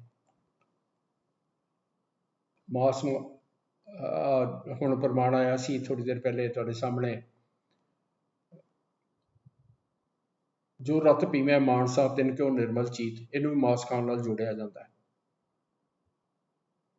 ਮੁਰਦਾਰ ਵਾਲੀ ਗੱਲ ਨੂੰ ਵੀ ਮਾਸ ਨਾਲ ਜੋੜਿਆ ਜਾਂਦਾ ਹੈ। ਉਹਨਾਂ ਨੂੰ ਅਸੀਂ ਵਿਚਾਰ ਚੁੱਕੇ ਹਾਂ, ਜਿਨ੍ਹਾਂ ਨੂੰ ਵਿਚਾਰ ਚੁੱਕੇ ਹਾਂ ਉਹਨਾਂ ਨੂੰ ਦੁਬਾਰਾ ਵਿਚਾਰਨ ਦੀ ਲੋੜ ਨਹੀਂ। ਲੇਕਿਨ ਕੁਝ ਹੋਰ ਜਿਨ੍ਹਾਂ ਨੂੰ ਮਾਸ ਖਾਣ ਦੇ ਵਿਰੋਧ ਵਿੱਚ ਵਰਤਿਆ ਜਾਂਦਾ ਹੈ, ਉਹਨਾਂ ਦੀ ਵਿਚਾਰ ਕਰਕੇ ਆਪਾਂ ਜਿਹੜਾ ਹੈ ਨਾ ਸਮਾਪਤੀ ਕਰਾਂਗੇ। ਆਪਾਂ ਪਹਿਲਾਂ ਉਹਨਾਂ ਨੂੰ ਵਿਚਾਰਾਂਗੇ ਜਿਹੜੇ ਮਾਸ ਖਾਣ ਦੇ ਵਿਰੋਧ 'ਚ ਵਰਤੇ ਜਾਂਦੇ ਨੇ।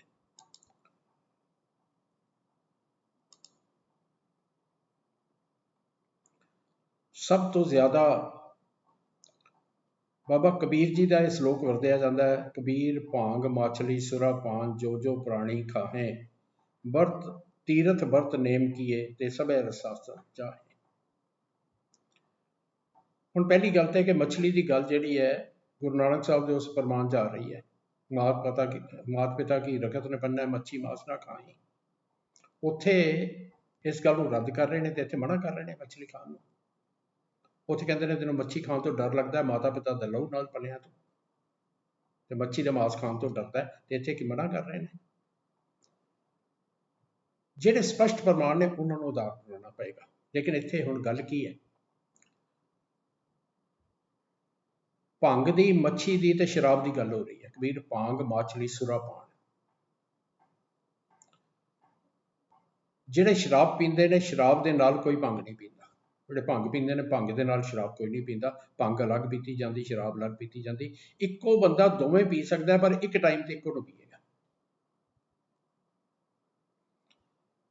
ਇੱਥੇ ਤੇ ਅਸਲ ਦੇ ਵਿੱਚ ਗੱਲ ਇਹ ਹੈ ਕਿ ਜਿਹੜੇ ਕਰਮ ਕਾਂਡ ਵੀ ਕਰ ਰਹੇ ਨੇ, ਧਰਮ ਦੇ ਕੰਮ ਵੀ ਕਰ ਰਹੇ ਨੇ, ਤੇ ਅਯਾਸ਼ੀ ਦੇ ਵਿੱਚ ਗਲਤਾਨ ਹੋਏ ਨੇ।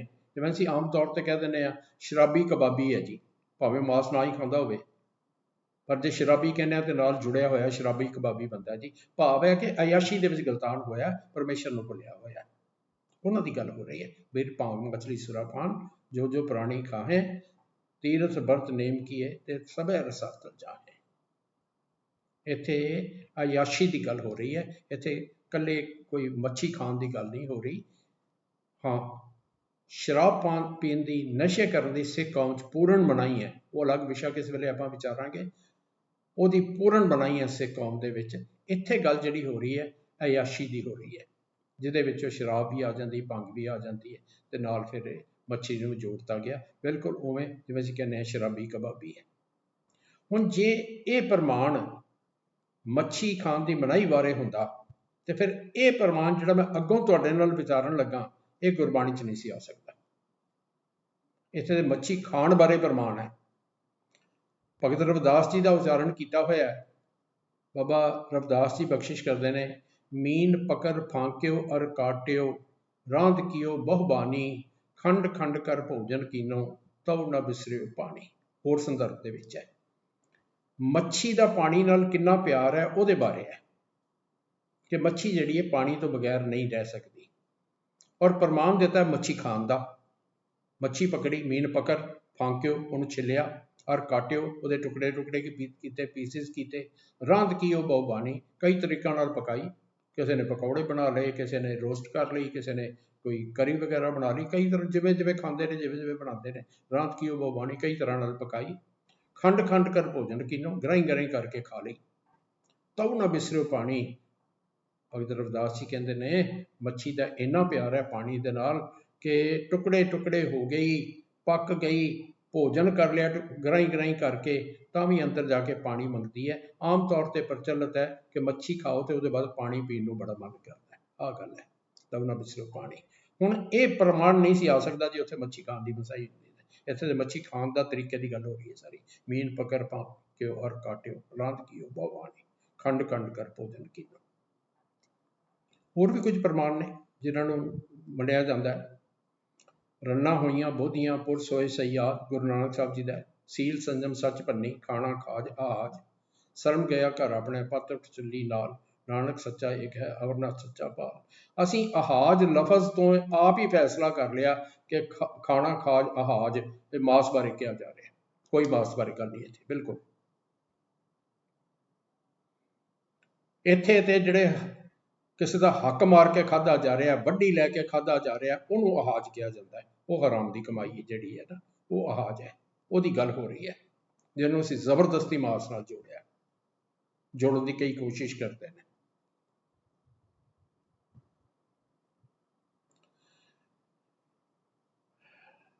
ਇਹ ਪ੍ਰਮਾਣ ਦੋ ਪੰਕਤੀਆਂ ਦੀ ਪਹਿਲਾਂ ਅਸੀਂ ਵਿਚਾਰ ਚੁੱਕੇ ਹਾਂ। ਪੂਰਾ ਪ੍ਰਮਾਣ ਹੁਣ ਮੈਂ ਆਪ ਜੀ ਨਾਲ ਸਾਂਝਾ ਕਰਨਾ ਚਾਹੁੰਦਾ ਵਿਸ਼ੇ ਨੂੰ ਸਮਾਪਤ ਕਰਨ ਤੋਂ ਪਹਿਲਾਂ।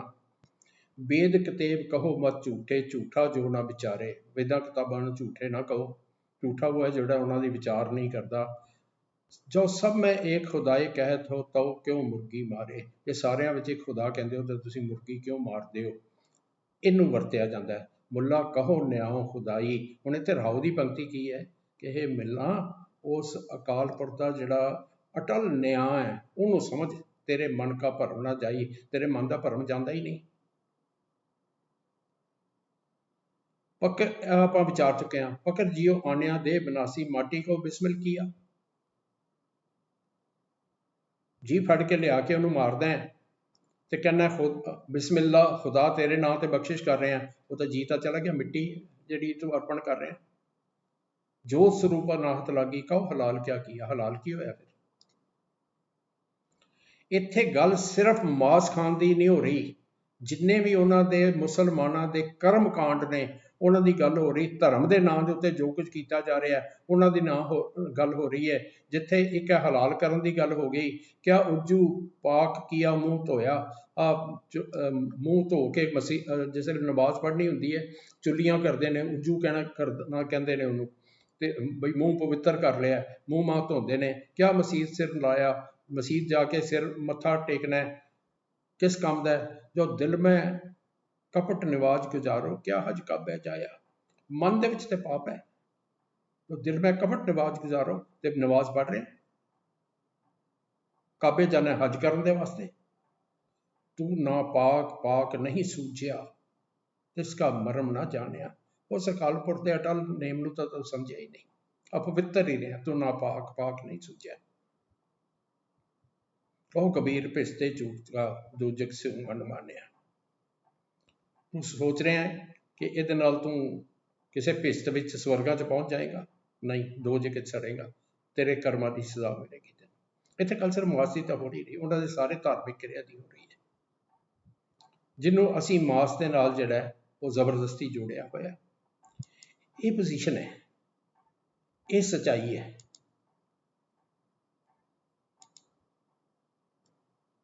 ਮਾਸ ਦਾ ਸਮੱਸਿਆ ਸਿੱਖ ਕੌਮ ਦੇ ਵਿੱਚ ਨਹੀਂ। ਮੈਂ ਫਿਰ ਇੱਕ ਵਾਰੀ ਦੁਹਰਾਵਾਂ, ਮਾਸ ਖਾਣਾ ਜਾਂ ਨਾ ਖਾਣਾ ਕਿਸੇ ਦੀ ਨਿੱਜੀ ਪਸੰਦ ਹੈ। ਮੈਂ ਨਾ ਕਿਸੇ ਨੂੰ ਇਹ ਕਹਿ ਰਿਹਾ ਕਿ ਤੁਸੀਂ ਖਾਂਦੇ ਹੋ ਤੇ ਛੱਡ ਦਿਓ, ਤੇ ਨਾ ਕਿਸੇ ਨੂੰ ਇਹ ਕਹਿਣਾ ਤੁਸੀਂ ਨਹੀਂ ਖਾਂਦੇ ਤੇ ਖਾਣਾ ਸ਼ੁਰੂ ਕਰ ਦਿਓ।